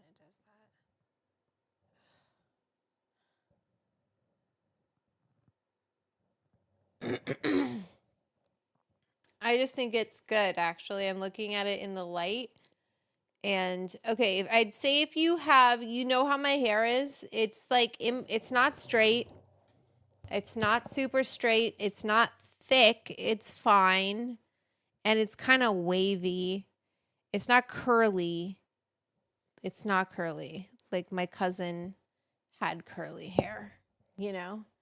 But it's, if I wash it too much, it gets, good night, Michael. I'll see you tomorrow. I'm going to add this product to my beauty section because I like it. I just did it. Okay. Add product. Done. And then I'll get you the link. So this is what I'm sure you've used it if you've ever used this before. And it's not the first brand that I've used, but it's the first time I'm using this brand. And I'm hoping it does a good job over the long term. Danny was like, use it. Here's what my thought was like. If it starts to feel like it's building up, I'll use the shampoo, right? I've got shampoo. It's not like I don't have regular shampoo and conditioner. But as of right now, I'm really into it. So, okay, I gotta go. Thanks, everybody. Should I do one more boop with you? I'll boop it one more time. Anyway, I had fun tonight. I feel like we learned a lot together. I feel like we learned about but next time I'm getting a salad, okay? Next Wednesday next Wednesday, you guys are holding me to it. I'm getting a salad, okay? The Huckleberry shirt is it's a farm. Flower. Huckleberry Farms, Whitethorn Rose. Check them out. I got lucky. I got their purple t-shirt. I know. I wear the same clothes. I'm going to let you guys know something. I wear the same clothes all the time. I have to go shopping. I haven't gone shopping in a while. I hate shopping. I don't know why. I used to work retail.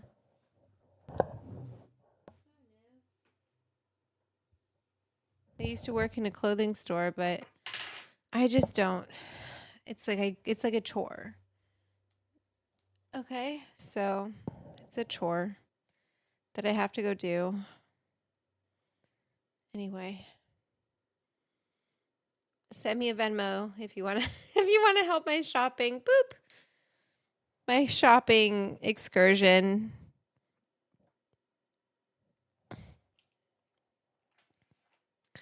I don't know where to shop either. My friend works for Net-a-Porter, but you know. Anyway, all right, I'm going to do my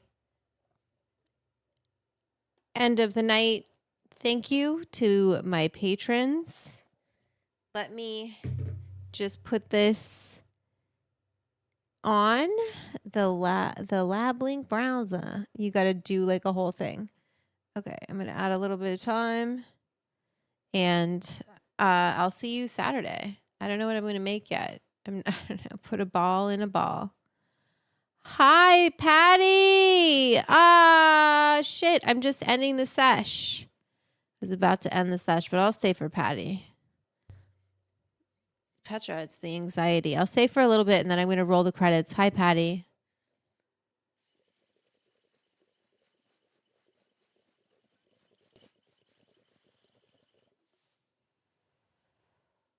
I love you guys. These are my patrons of the Edibles Club. If you're part of the club, you can always send me a message there. Check out the Discord. I'll see you on Saturday. Okay? Have a good night.